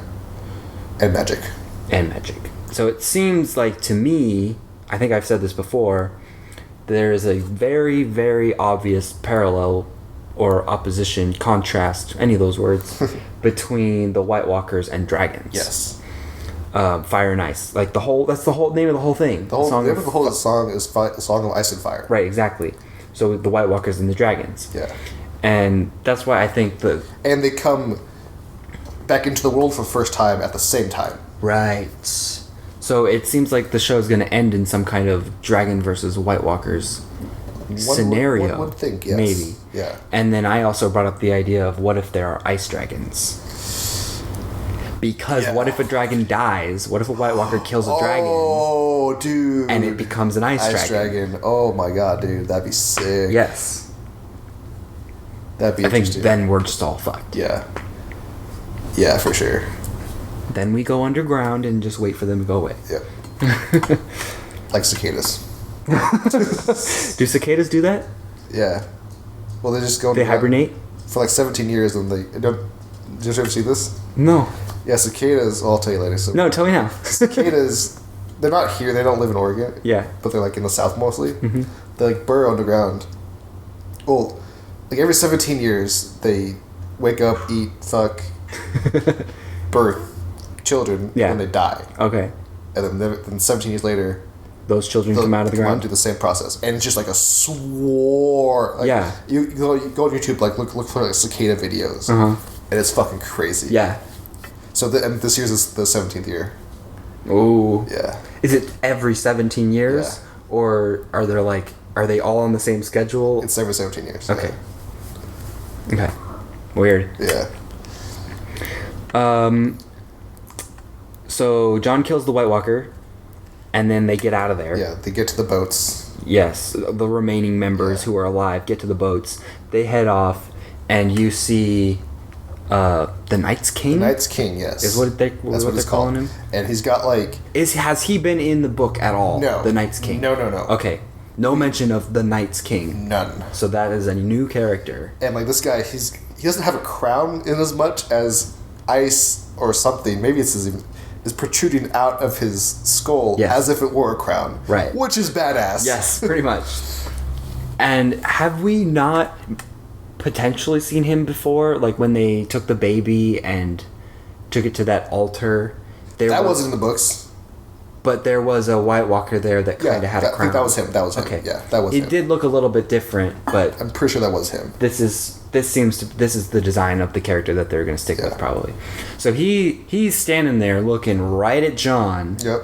And he just raises his arms up, and all the dead people come back to life as wraiths. Yep. And you're like, oh, fuck. Come at me, Crow. Yes, come at me, Crow. They have such a huge army. We've already seen like their army before. Yeah, they decimated everyone, and then they just added to it by the people they killed. Mm-hmm. And for me, this is really when I realized, like, how are these White Walkers even stoppable? Because everyone they kill becomes part of their army. Yep. It's crazy. Yep. Gonna need those dragons. Yeah, really. That's like the only way. Yep. So then they go back to Castle Black. And but with the wildlings in tow. Yes, and everyone's kind of pissed at them. Mm-hmm. Ollie especially. Yeah. Little 10-year-old prick. Should we just get right to it? No, because Sam leaves. Okay. Sam and John say goodbye to each other. Yeah. I don't remember exactly what their interaction was, but to me, I was given the impression that they thought they were going to see each other again. Yeah. Which why wouldn't they? Yeah, exactly. And of course, every time a character says goodbye to another character and like, oh, see you later, they're never going to see each other. No, yeah. So, Ollie comes and tells John that he needs help with something. Yeah. Yeah. He straight up lures him into a death trap. Yep. And then everyone, or important people from the Night's Watch, show up, and each of them take a turn. Stabbing John. Saying, for the watch. For the watch. For the watch. And I'm sitting here watching like, what the fuck is happening right now? I was just like, yes. Yes. Feel my anger. Good. Let the hate flow through you. And then John collapses and bleeds out, and that's how the show ends. Yay! And me and like everyone who hasn't read the books is like, what? How? Yeah. How can they kill John? Yeah. It doesn't make sense. So, one of my first thoughts after like coming down from my shock was like, I was really impressed by you and Leo and everyone who's read the books. Because when did the 5th book come out? At the beginning of season 1. So that's been the length of like the whole show that you guys have been keeping it in that Jon Snow dies. Yep. Which is huge. Yep. I'm surprised. You and Mike were like freaking out. Yeah. So, all right. So let's get into our predictions and let's start with John. Okay. Do you have one that you want to go through? Okay. So my only like good prediction, I think, is the fact that Melisandre comes back to Castle Black. Uh-huh. Melisandre is a Red Priestess who we know, at least in this religion, resurrection is possible. And theoretically, Melisandre could resurrect John. I would think. Maybe.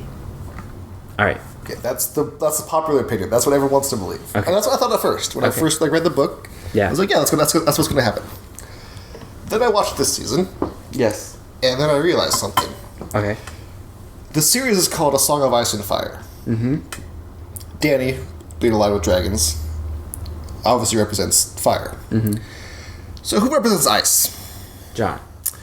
Jon Snow is going to lead the White Walkers now. What?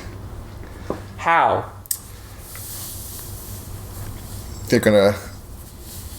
He's gonna get Wraithed, basically. But how is he going to be? But he's going to be a White Walker, and he's going to lead the White Walkers. How can Wraiths become White Walkers? I don't think they're going to Wraith him. I think they're going to White Walker. They're going to like make him be a White Walker. They want Jon to be a White Walker. I thought that only new babies could become. Okay. Who knows? Okay. We don't know. I mean, we don't know the process of this. All right. So I think they realize that Jon is such an important person, the White Walkers, and a strong fighter. Yeah, that they want him to be. Okay. does making him a White Walker just automatically make him part of their team? Like, he's against them. So how do they... Well, his friends just fucking killed him. Right? Like, he's got no... But is he's gonna turn on all of humanity then? Yeah. He's the ice. Okay. He totally Anakin's this shit. Oh my god. Wow. That's yeah. So my original, after reading the book and then before the season, I thought, cleverly I might add, that Melisandre was going to resurrect him, and then because his watch would have ended because he died, he could become a Stark and take over Winterfell. Okay. That was my original plan. But now I'm like, no, he's gonna be a White Walker. Okay. And be the ice to Dany's fire. All right. Interesting. So how does that play into his origin story then? Not a lot. Okay. I like that. I don't know if that's gonna happen, but I like that idea. Because yours is the way more popular opinion, right? And what everyone thinks is going to happen. And I think good old George Railroad Martin is not going to fall for those tricks. Right. Okay. Interesting. Yeah. Because you never take the obvious choice in this fucking series. That is definitely true. Other popular theories are that all of the Starks can warg. Yes. And so he's now like in Ghost. Yeah, that's the other. Yeah, people think that he's going to transfer his soul into Ghost. Okay, we've actually seen this with other wargs. There's this guy who has like an eagle. Then he dies and he becomes the eagle. In the show, right? I think in the show and the book. Yeah. Yeah. But still, him becoming the wolf, I mean, that doesn't really... No, he's just a wolf at this point. Yeah, it doesn't do much for the story, so... Unless they can somehow, like, resurrect his body or put his soul into a new body. Yeah, exactly. Should we talk about Bran? What do we think was going to happen with Bran? Yes, let's get there after we go... I have no fucking idea what's happening with Bran. Let's get there after we go through all of these other characters. Okay, cool. Sansa and Reek. They've escaped Winterfell. They're alive. Are they going to meet up with Littlefinger, do you think? Or are they going to go to the Greyjoys? I think they're going to go to the Greyjoys, probably.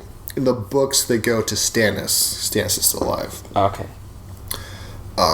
So I think in the books they'll go to the Greyjoys. I mean, sorry, in the show they're going to go to the Greyjoys. Either the Greyjoys or to Castle Black. Is there not a storyline in the book involving the Greyjoys that hasn't happened yet? Yes, there is not. There is a storyline that hasn't happened. That has been confirmed. We're going to see some new characters from the books that we haven't seen yet. Right. Okay. So then that's probably kind of likely. Yeah. All right. I already said Melisandre is back at Castle Black, and she's might resurrect Jon Snow. Mm-hmm. Franken Mountain. Yes. Yes, No. So the popular theory is that Cersei's going to have a trial by combat. For what? Incest and all that stuff. So the champion will be Franken Mountain. Mm-hmm.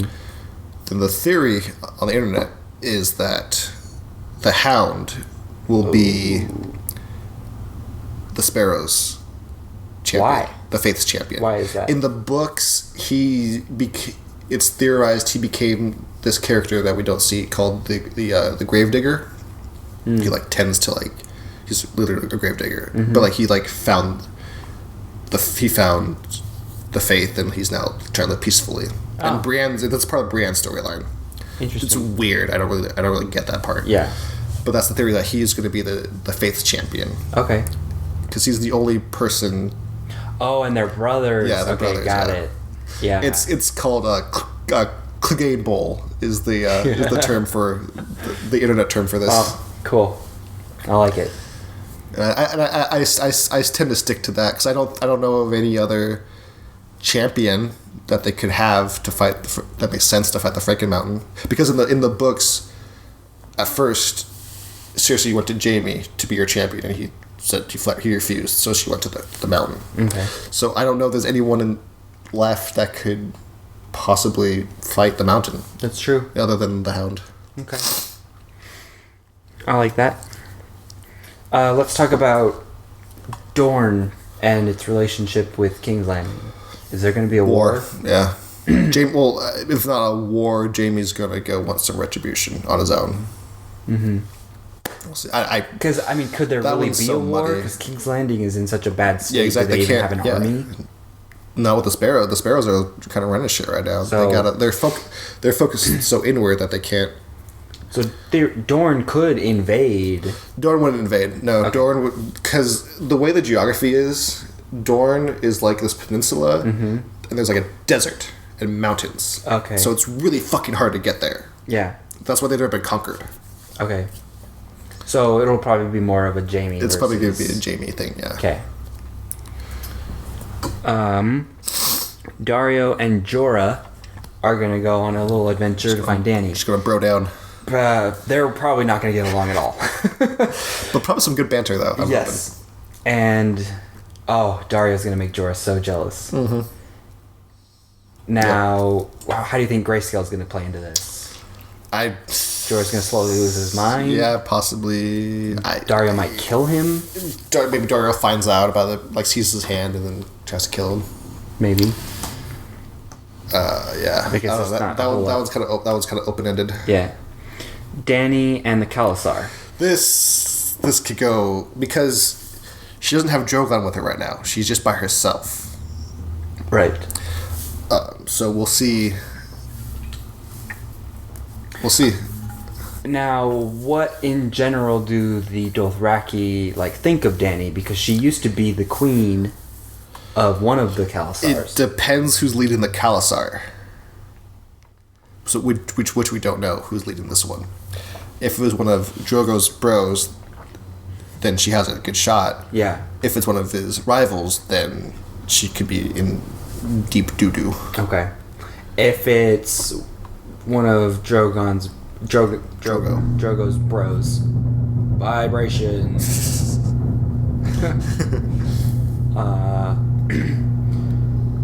Would that mean that they would ally with her, or They could, make yeah. her their Especially queen? if Drogon comes down and they see Drogon, they'll be like, "Oh, yeah, we'll Okay. follow you." Okay. It all depends on who's leading the Khalasar, Okay. which we just don't know. And Arya is blind. She'll do her blind training, and then she'll get her sight back. Does she get her sight back in the show? Yes, that in already? the book, that's the last part of her. She gets her sight back. Okay. Cool. Look at all those noises and vibrations. Chewie. Okay. Last thing we're gonna talk about is Bran.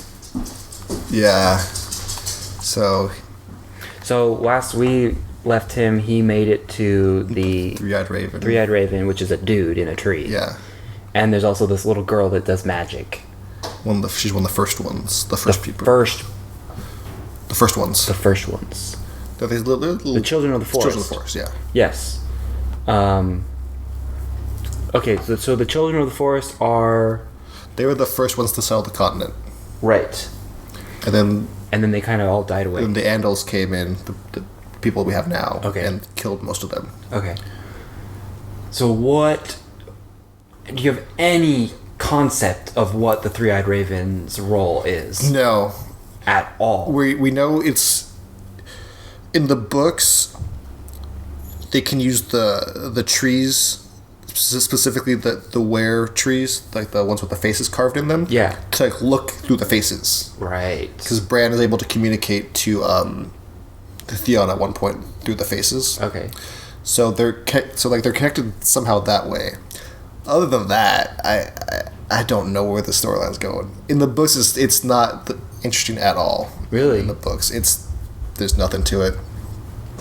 But it's clearly very important. It's probably, yeah. So we'll see now. I have no idea how it's going to play out. Do you think maybe they have magic to bring Jon back? Or maybe turn Jon from a White Walker back into a person? Or into a fish man. I like that even better. Yeah, I this is the one part of the story I just have no... Okay. I can't even guess. I can't even fathom a guess. Presumably, we're going to learn a lot more this season. Yeah, because he wasn't in the last season at all. Oh, we got Hodor back. Hodor. We had a whole Hodorless season. Hodorless season.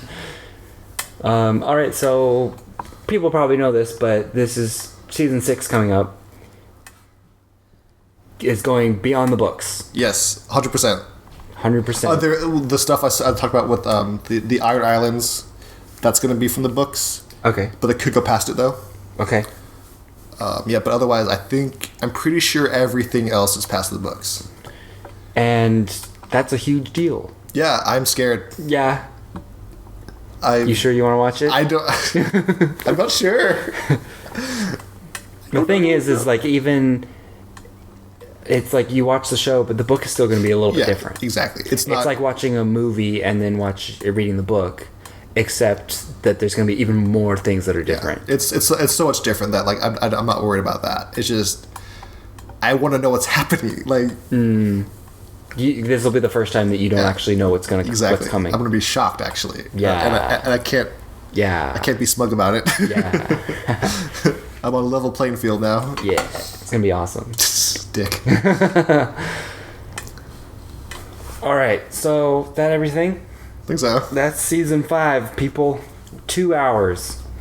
Jesus. Well, we had a lot to talk about, and I think it was good. Good conversation. Indeed. You learned about cicadas. Walking Dead theories. Yep.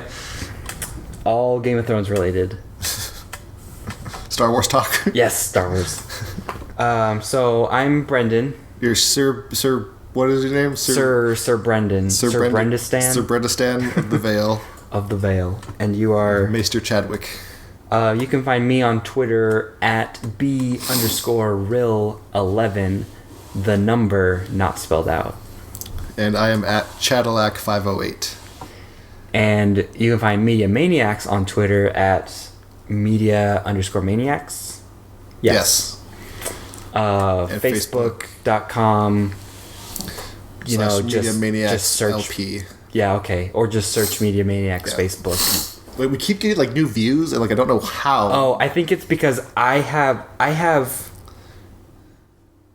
our YouTube channel linked on a lot of my social media accounts. Oh, okay, I think. okay. So like my Instagram and my Twitter, and I think anybody that goes there sometimes clicks on it. Okay, that makes sense. And then ends up on the Facebook page somehow. Okay. And my girlfriend's been watching some of our stuff too, so which is kind of nerve-wracking but also cool. I want to know what she thinks, but we can talk about that later. Yeah.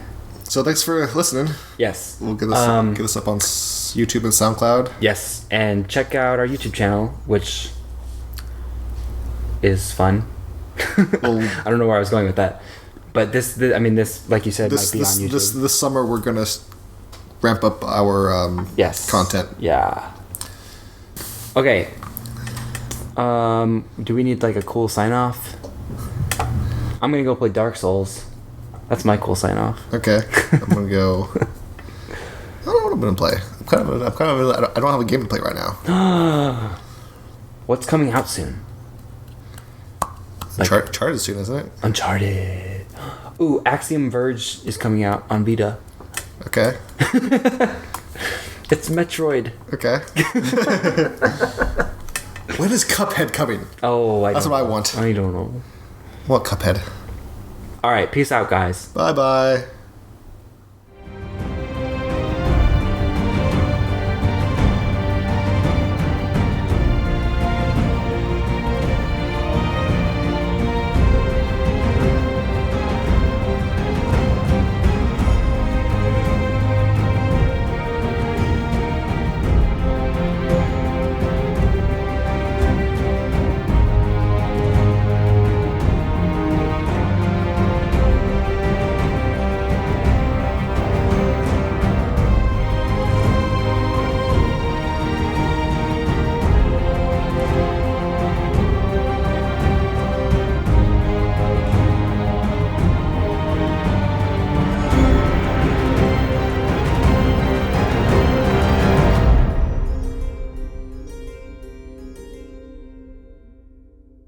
we're starting off. Caw, caw, caw.